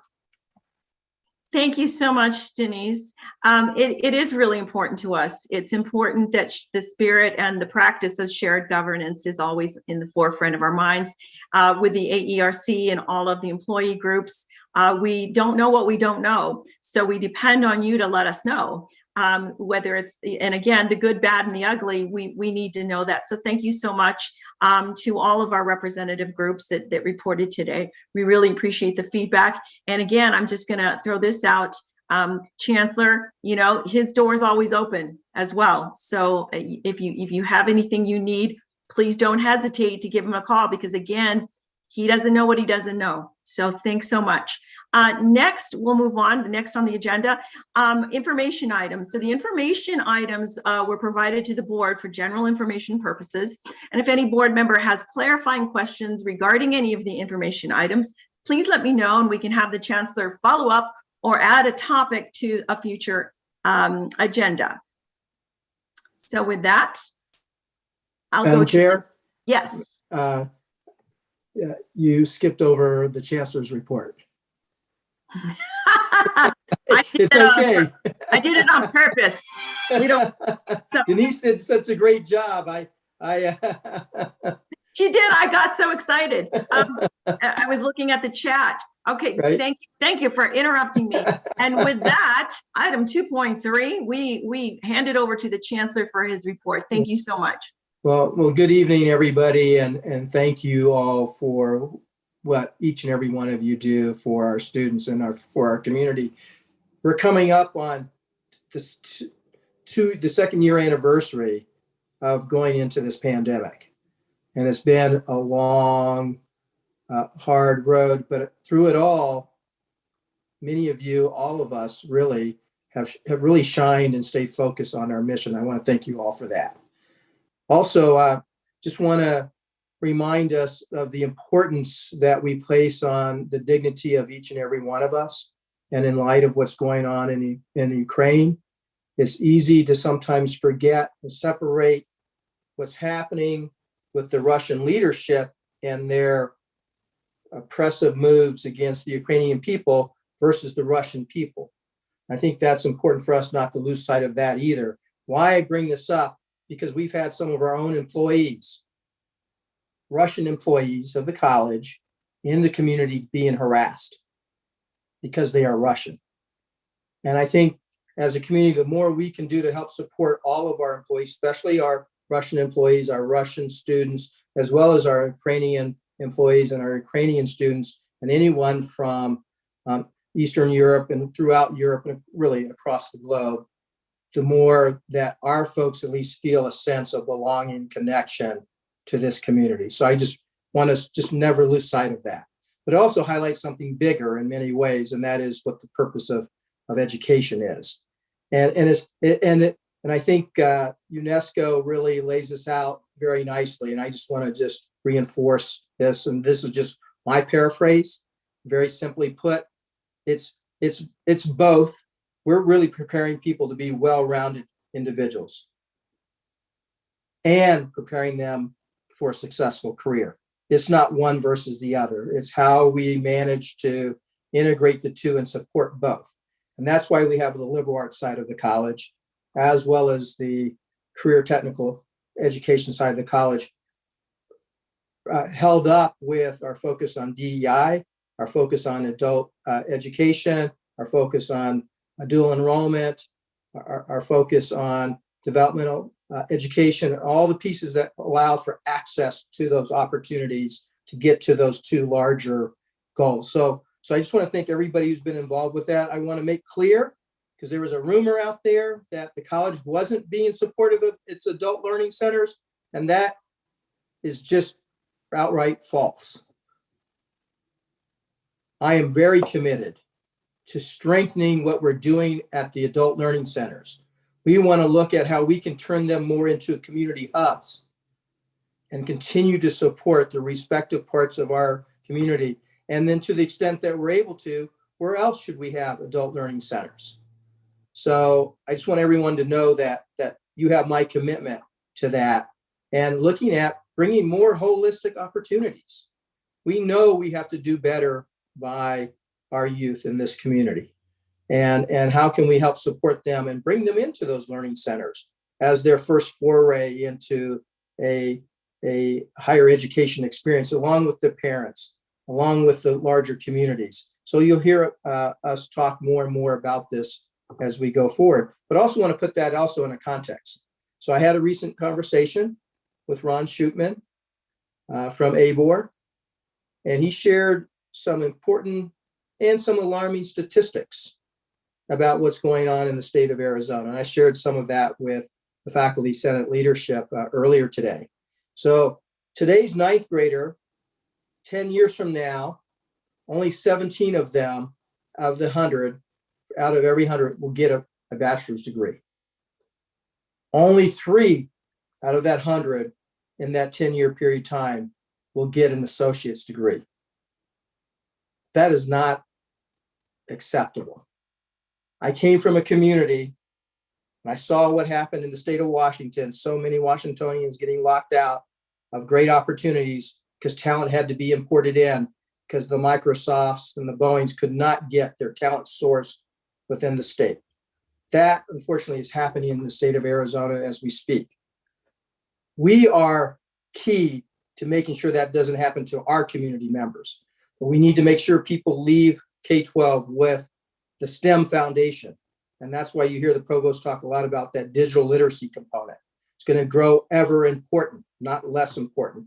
But we also need to make sure we're infusing the ethics around all of this technology pieces and that focus on the well-rounded human being. So I just want you all to know that that's top of mind for us and how we think about the way we lead the college. Bruce and I unexpectedly, I know there was others of us who were supposed to go to Washington, D.C. for the ACCT legislative piece. And because of what was going on and so forth, unfortunately, flights got canceled and delayed. So only Bruce and I made it out there. But we saw a wonderful presentation by the National Clearinghouse, National Student Clearinghouse. I think it's a presentation that I certainly want all the board members to see. But certainly it'd be a great presentation for anybody who cares about higher education to see. We have enormous challenges ahead of us, driven in large part by the demographic realities, the shifts that are happening in each and every one of our communities. Also had a great meeting with the foundation board, had a nice retreat. Thank you, Marcy, for that retreat, to really focus on, again, strengthening and growing support to the college through the foundation. As you know, we've had some really good recent success, and we want to keep that success going. But a lot of it centered on what's the vision for Pima? Where's the future of education going? And I'm hoping to share that with the board, but tie it into and show you through that vision how we're going to make decisions about the future financial reality of the institution, So it aligns and allows us to continue to march in that direction. And we've already been doing it. So that's the great news here at Pima. And I think you're seeing it reflected in the Bellwether Awards. And so I want to thank David and Ian and Amanda and all the folks who were there on this trip. And thank you, Damien, for being there. It's always great to have a board member. So Kat, you'll be the next board member I think we hope to bring, because you're the chair. And I'm hoping that we will submit. I think the Pasquiyaki partnership with EMT would be a perfect submittal for a future Bellwether award. So we're going to be looking to submit that piece. And then we had a student with us. So I think it's important to have a board member, a student, faculty as part of our team. And so I'm just so proud of what we've accomplished in the last 3 years. I also want to thank a couple of individuals. And first of all, Officer Diana St. John, for your generous gift to the college. And your art collection that you and your husband has donated to us is much appreciated. And thank you for your service to Pima. Also want to thank Lori Wright. You heard this wonderful auditor's report earlier. Well, a big part of that auditor's report are our federal grants. And we have been so successful at Pima in getting federal grants. And Lori Wright and the team have done a phenomenal job. And Lori also just retired. So just want to recognize Lori for her tremendous service to the college. I also want to say, and it's been pointed out, I had a chance to meet with staff council, with faculty senate, and with the adjunct faculty group as well. And thank you for your questions, and please keep them coming. I want to be as transparent and open as you know, Denise. I'm going to tell you what I think, and know that doesn't mean that's what we're going to do, but I want you to know this is what's on my mind, right? And we'll work through a lot of those things. But I think it's important that I continue to share where I think the future is going and how we can continue to push down that direction. Also, just want to mention that some of the questions were about inclusion. We talk a lot about diversity, equity, inclusion, and inclusion of our LGBTQ plus employees was a big part of the conversation. And as you know, we've done the Campus Pride Index. We're going to work to improve what we're doing here at the college. Questions have been brought to my attention about our medical and dental plan. Our medical plans, our prescription plans. And just know, I want everyone to know, Pima does a lot in the area of supporting gender affirming care. And our plan is not like the state's plan. So it's important to keep that distinction, right? What you might hear about some other entity, our plan is different. And we'll always be glad to share what we do on that front. But also our prescription plan. Yes, we use Magellan, but if you think about how that plan is constructed and how we support the gaps in the plan, I really encourage all employees, please come and talk to Denise Morrison and her team before becoming too confused or disoriented about what is covered and what's not covered. Denise and her team are so well prepared to help guide you through that process, and you will find in many ways that the college will try its best to support our employees. And so I just want to say again, thank you all. Tomorrow I'm going to say more about the pandemic and what we have accomplished over the last 2 years. We're going to have Dr. Garcia come in and talk about the state of the pandemic today and where that's going to go here into the near future. Things are improving. That's important to note. And as you all know, NAU has gone public and has lifted their mask mandate. ASU, last I know, are talking about doing the same thing. You're probably going to hear from U of A in the very near future. My understanding, Maricopa has already announced that it's pulling back from its mask mandate. So, and then the county just recently made its announcement. So a lot of shifts are going to be occurring here in the next few weeks, and Pima's got to look at where it is in the context of all of that. So with all that, thank you all for being at the college, and please enjoy your upcoming spring break. Faculty who, especially because the rest of us, unless we take leave, we don't get spring break. Thank you. Thank you, Chairwoman Rip- Chancellor, Yes. for those remarks. Thank you so much. Do we have any comments or questions from the board? Okay, with that, again, thank you, Chancellor, for your remarks. We will move on to now the information items. So the information items were provided to the board for general information purposes. If any board member has clarifying questions regarding any of the information items, please let me know. We can have the Chancellor follow up or add the topic to a future agenda. So with that, our next topic is the consent agenda. The consent agenda was provided also to our board members for review. May I have a motion to approve the items on the consent agenda? So moved. Do I hear a second? Second. So without any discussion, any opposed? So with that, all in favor, please signify by saying aye. Aye. Aye. Opposed? Opposed? Opposed? Two opposed. So let me, Chairperson Ripley. Yes. The items, okay, my understanding is that we're approving the tuition increase, or am I wrong? That's Let me not part of the clarify. consent agenda. This is consent agenda. That Oh, piece okay, will come forget next. it. We'll get to that. Okay, Yeah, this is consent. Okay. agenda. We will get to the action items. okay, I'm sorry. No, that's fine. No, there's a lot of moving parts. Okay, so I'm gonna change my vote to yes. Okay, so with that, we do have a majority. Change it to- We do have a majority. Consent agenda has been approved. Thank you. So the next item are the actual action items. So we will now consider the action items on the agenda. Mr. Sylvan, will you please read the first recommendation from the Chancellor? I believe there are two items.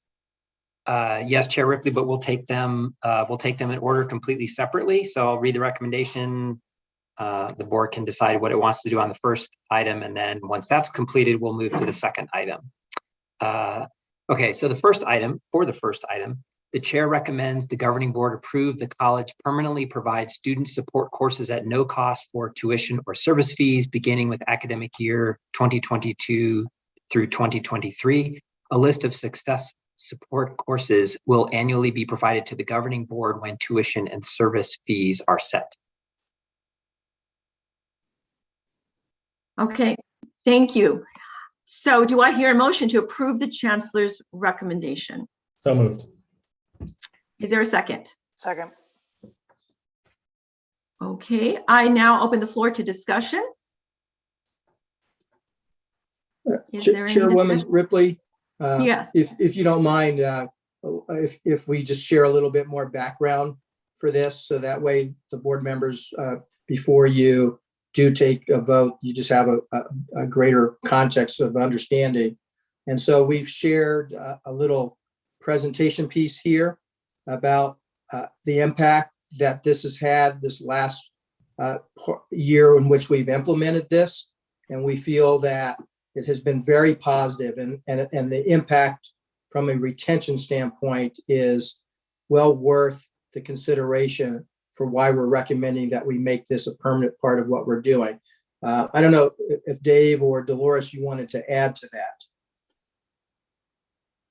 Chairperson Ripley, members of the board, Chancellor Lambert, colleagues and guests. The one thing that I might add is I'll do it like just a real quick return on investment type of exercise that sort of follows up on some of the information provided. So in the information provided, it talked about in the fall that there were 2,000 students who took a certain series of these courses. That now it's been 2 years running since we've stopped charging tuition. This was something that we initiated 2 years ago. And what we're looking to do tonight is just continue that on a regular basis so that we don't have to come back every year. That's essentially what this item is about. To give some context about those 2,000 students, you saw that the persistence measures improved about 7%. for those who were taking the courses versus those who weren't. So just a quick way, there are multiple ways you could do sort of a return on investment kind of calculation on this, but I'll just try and keep it real simple. If those 7% now who are persistent, that translates into about 140 students. If those 140 students then follow up and take 12 units, that basically that covers the cost of what those entire 2,000 students, what we're foregoing for the entire 2,000 students. And that's just tuition. So that's not including also the fact that when you think about our FTSE and the enrollment, how critical enrollment is for expenditure limitation, for how the STEM funding is calculated, how 301 is calculated, and also how 207 is calculated, enrollment really matters. So not only is it good from an academic standpoint, it's showing that yes, we're actually, it actually is having a positive return in terms of student success, which is ultimately the most important thing. I don't want to make this about the money. This is actually about the student success. But on top of that, it's very reasonable to say that providing these courses and getting the enhanced success from the students also pays back to the college. Thank you so much, Dr. B, for that, that discussion. Anything else, Chancellor, you'd like to add to the discussion? No, other than to say, I think, our faculty like Denise and others who teach these STU courses make a huge difference for our students. And I think that the PowerPoint we shared here really highlights there's learning gains in each instance. So I think this is, hopefully you would see it the same way. I will use this term, a no-brainer. And I hope you will support passing this so we can make sure that we can scale this across the entire college on a permanent go-forward basis. And board chair, if I may I comment? Yes, please. Yeah, I think, the other thing is that these courses make the most difference for our most vulnerable students. These courses are a real game changer for those students who are falling, between the cracks. So I just want to applaud the board for supporting, this initiative and all of our STU faculty, because they're really making a significant difference for our most vulnerable students. Thank you so much for reiterating that. Is there any more discussion? Any further? So is there any objection to ending the discussion? Board Member Gonzalez? One quick question. It's a comment.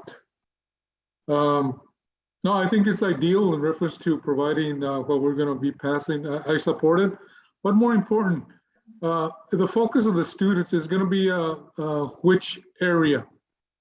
For example, are we looking at focusing with the high school students that are going to be graduating in May?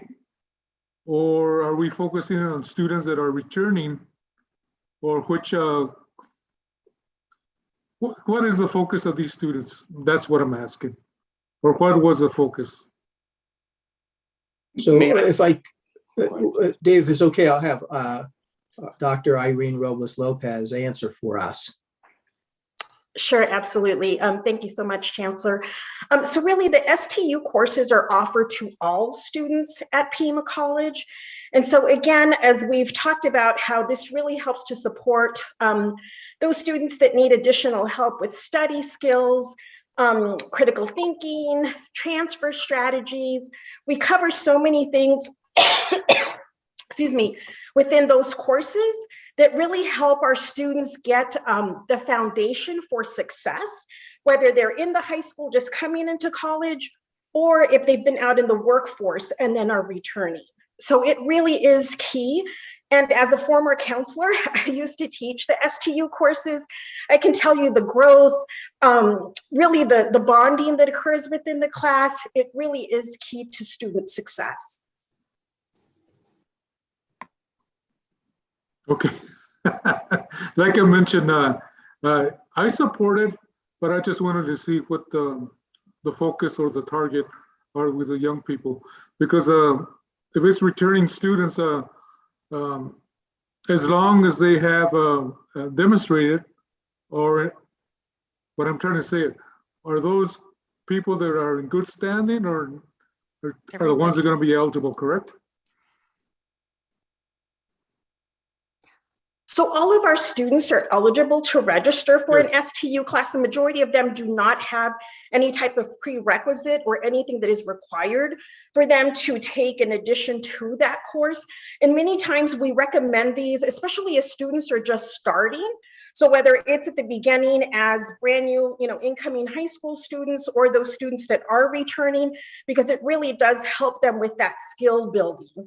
And so if a student is struggling, they may be referred to take an STU class because maybe they're having challenges with note taking and maybe not being sure how to take tests and test taking strategies. So sometimes it can be a recommendation for a student that maybe is not being as successful as we know they can be, but then also for a student that is just coming in that wants to make sure they start off on the right foot. And Dr. DeRay did just put in the chat that students can also take them as dual enrollment. So again, that high school population, as well as our students that are already regular students at the college. Good. Okay. Thank you.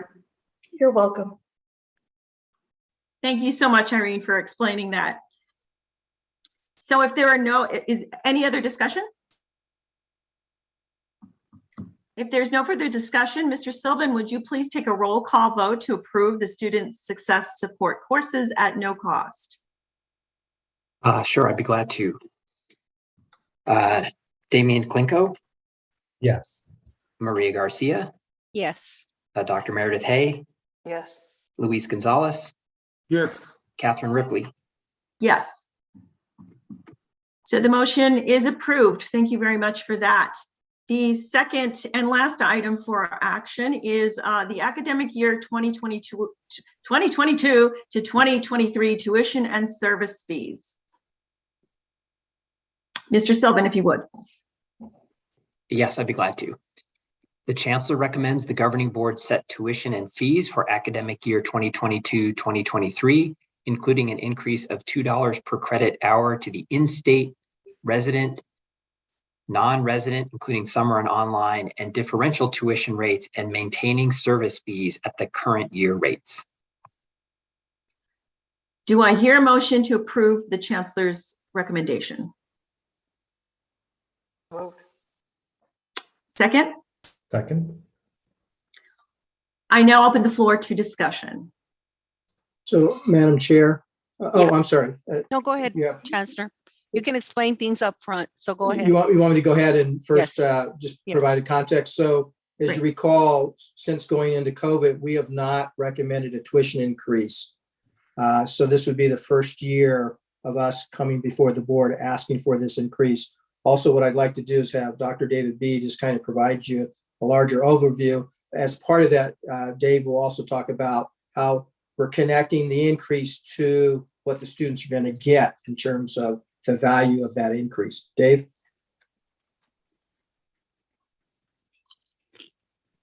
Good evening again, Chairperson Ripley, members of the board, Chancellor Lambert, colleagues and guests. You can all see the screen. Can you see that okay?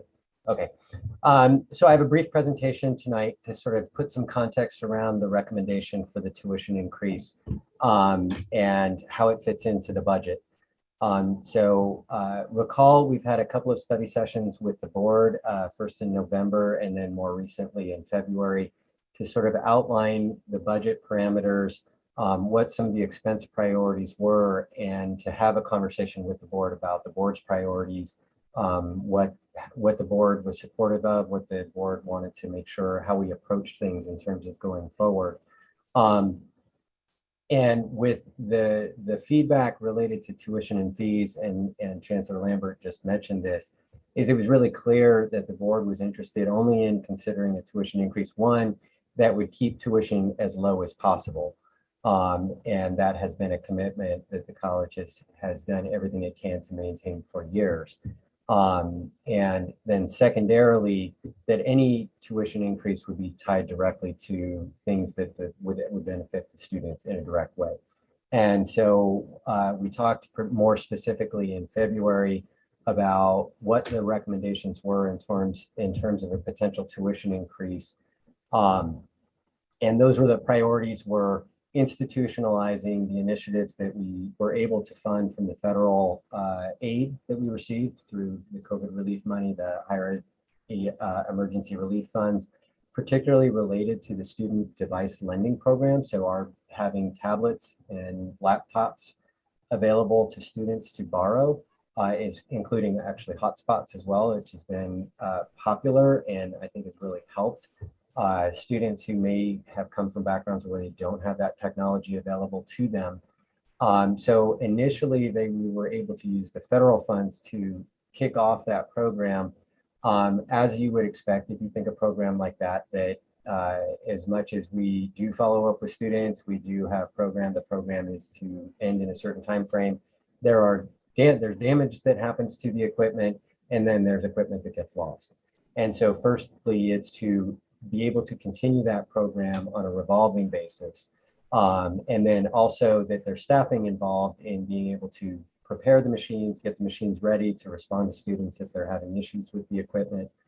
So there's some staffing dollars involved in providing that support. So the first part of the ask is about, it's around $600,000 combined for the ongoing needs for the equipment and then for the staff. And then there's, we expect that there will be at least about $100,000 after we fold that into the budget from a $2 tuition increase to enhance the student scholarship line. So the recommendation is a $2 tuition increase that generates about $700,000. Again, that would be then directly supporting the ongoing effort to have the lending equipment available, supporting the lending equipment, and then enhancing our scholarship dollars a little bit. And then I'm going to go back and I went through that already. The Arizona colleges, our peer institutions are they're in various stages of their tuition increases and proposals. On average, they're increasing it $1.75. That's excluding one that I'll explain in just a second when I show the chart. But it's really right around the average is what we're talking about when we're proposing the $2 increase. And it's really a range, and there are a few institutions that are at 0, and then there are a number that are at 3. So we're sort of in the middle of that mix. And then to show you in comparison to our peer institution, this is what the proposed rates appear to be going forward, either what they've had approved or what they're proposing and where we fit in with it. So we're on a little bit on the higher end when you factor in our service fees.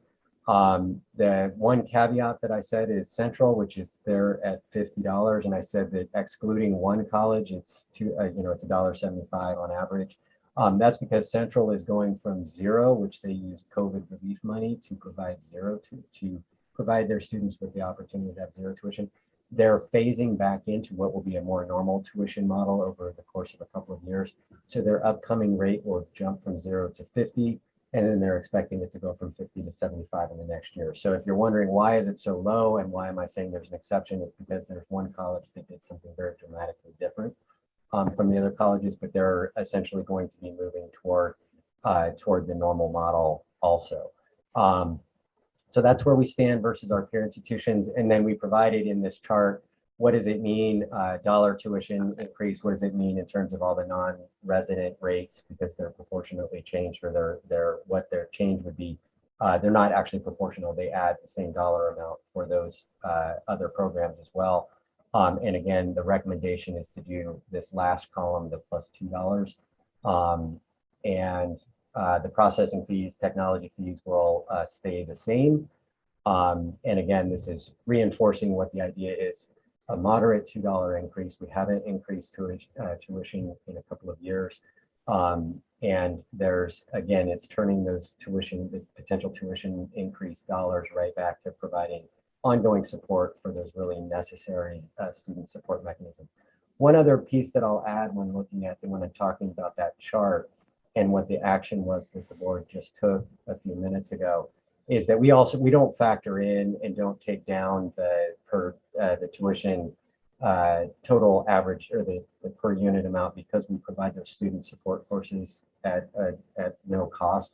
So that's not factored into it. And I think we're the only, there might be one other school that does. I think we're the only one right now that does it.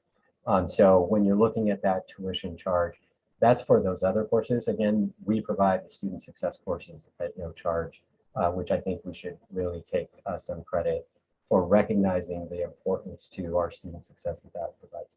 And with that, I'll ask if there are any questions or conclude what my brief presentation was related to this. Board Member Garcia, you have your hand up. Yes.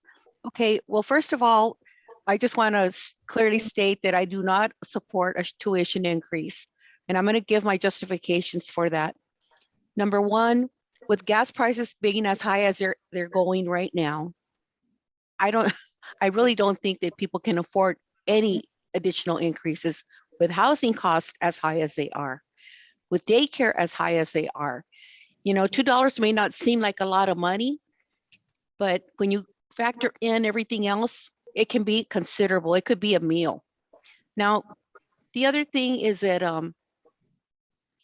I believe that, and this is just, I think that with the new, like as I stated before, with new housings coming in and college getting additional revenues from the marijuana money that they're getting and the new housing costs, and you guys have noticed how much that revenue is going to be.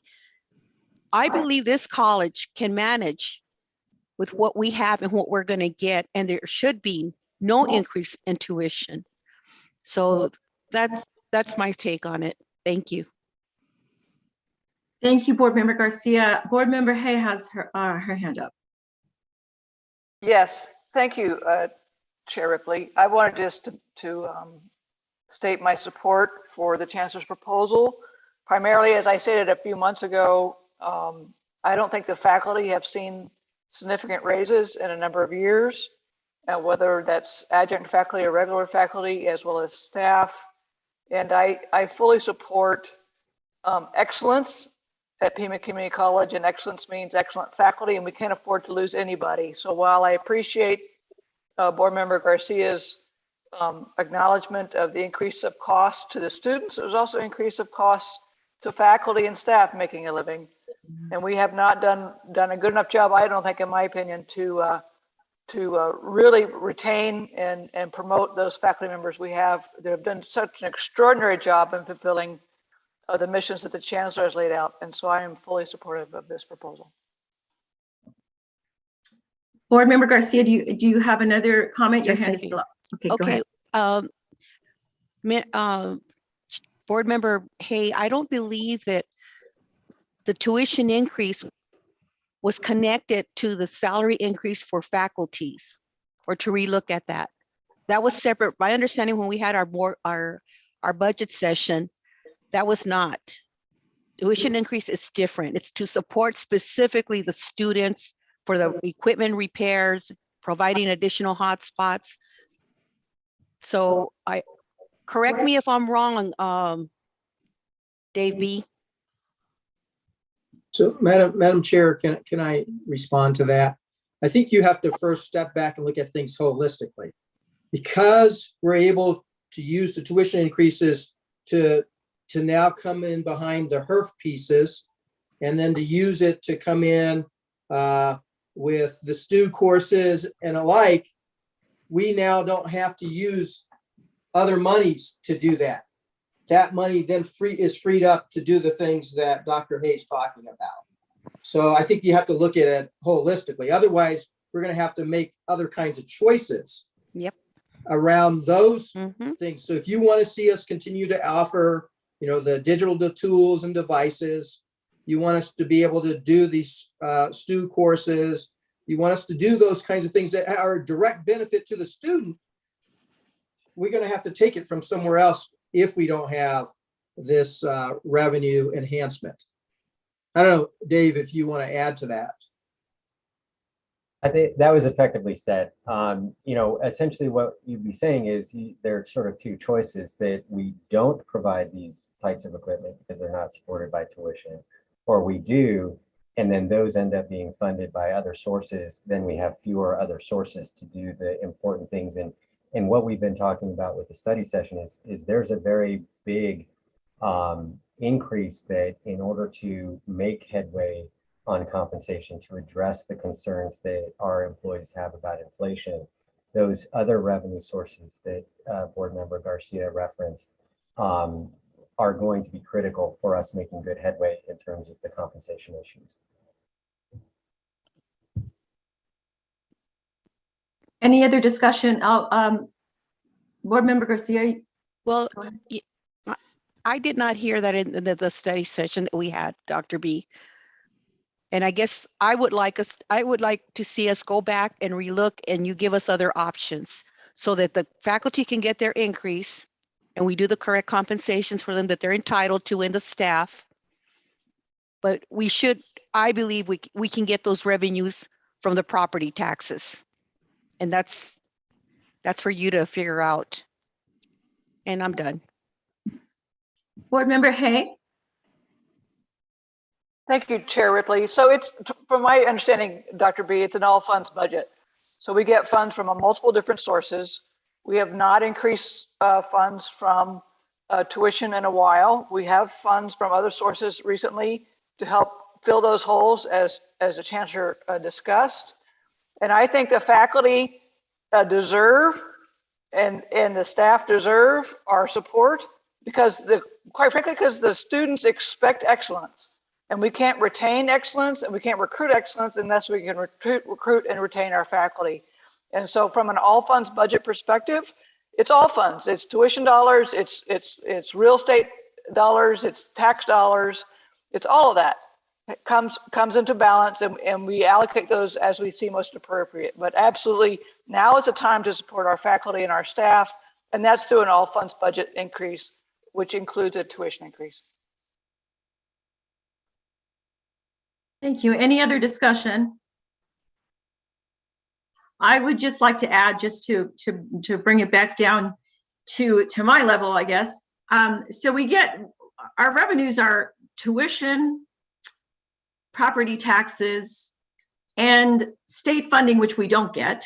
So those were the three normal sources of revenue. Because of that, we've been creative in getting grants, very generous grants. The last one was $5 million. And then the HERF monies, but the HERF monies are not sustainable. We haven't increased property taxes or tuition because 2 years ago, we didn't know what was going to happen with COVID. So we did that knowing at some point, God willing, COVID will end and we're going to have to regroup because at the same time, enrollment is decreasing. So these are all the moving parts. We're standing up an enrollment committee.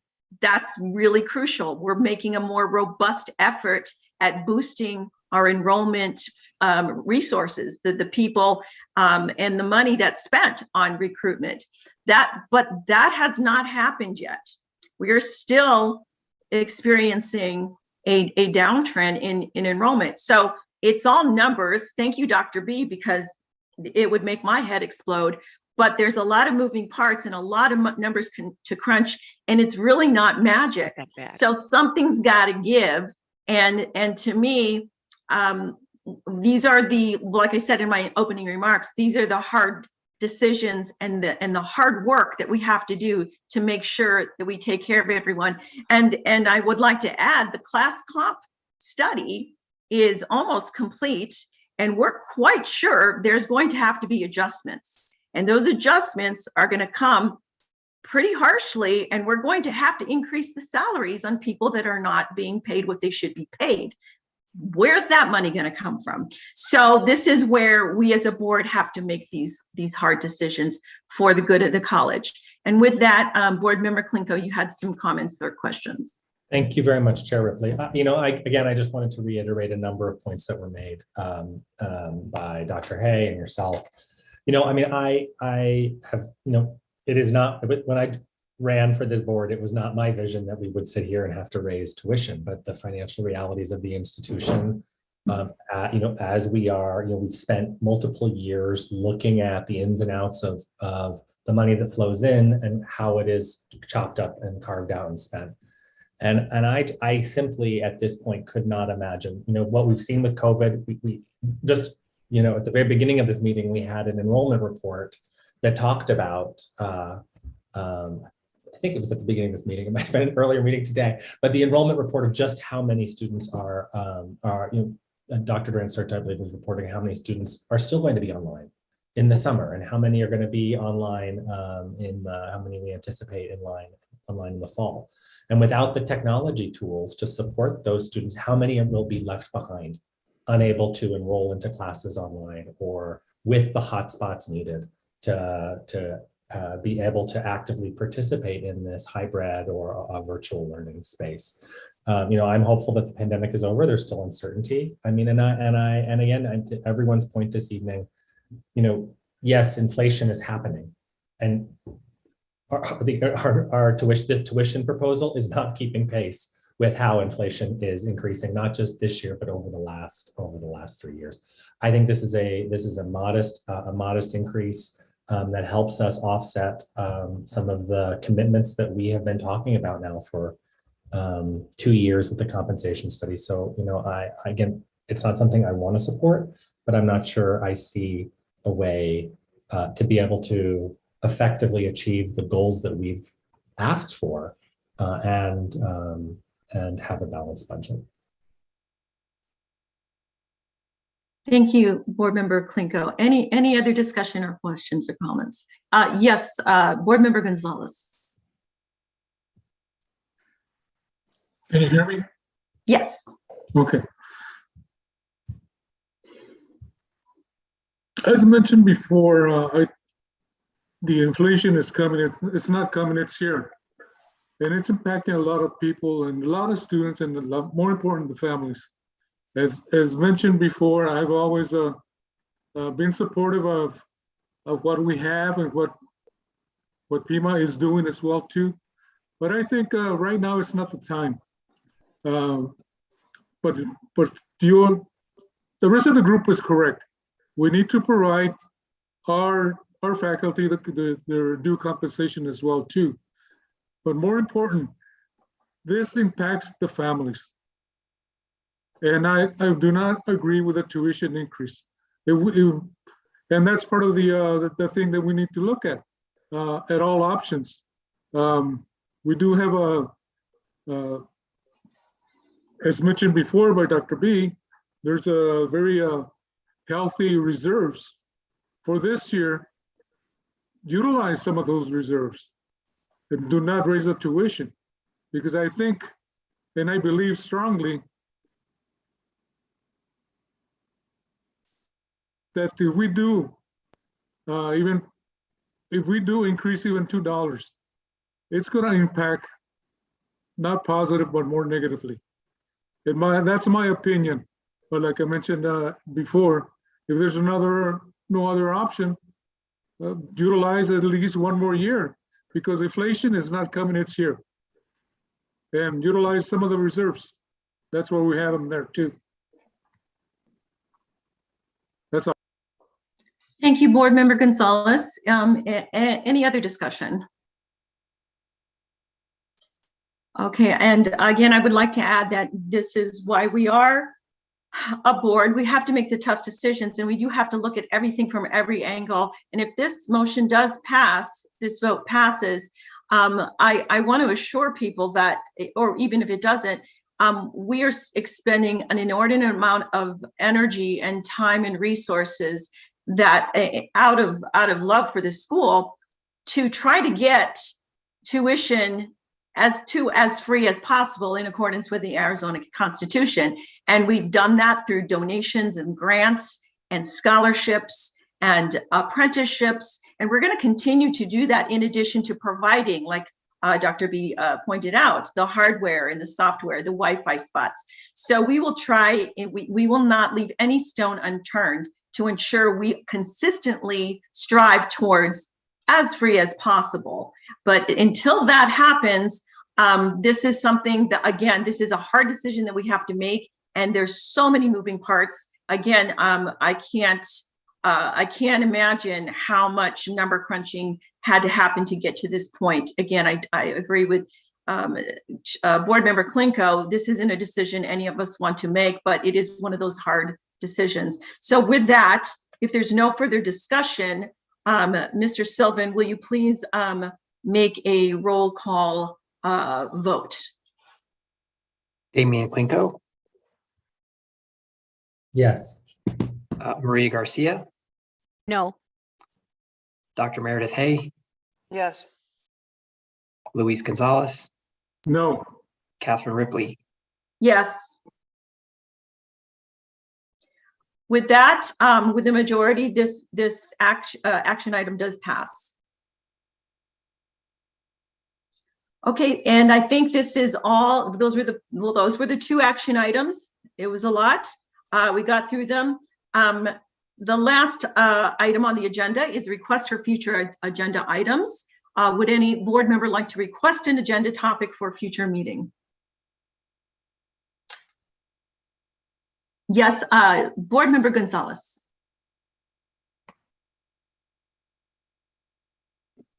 Sorry, you're muted.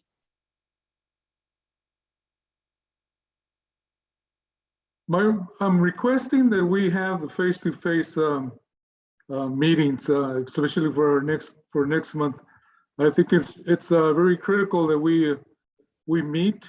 I think this, as mentioned before, everybody's lifting their mask requirement, but I think our next meeting should be a face-to-face meeting.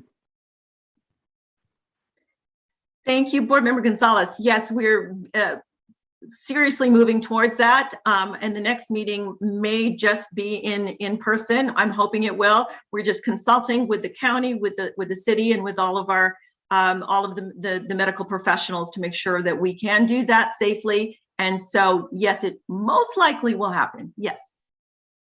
And the other thing I mentioned earlier is that I really would like to see at least rotate our board meetings as well to the different campuses, beginning with downtown or Desert Vista or West Campus in the east side and northwest as well too.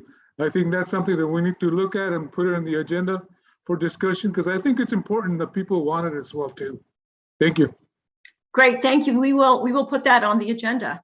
So any other requests for future agenda items? Well, we have completed all items on the agenda. Is there any further business? Hearing none. Is there any objection to adjourn?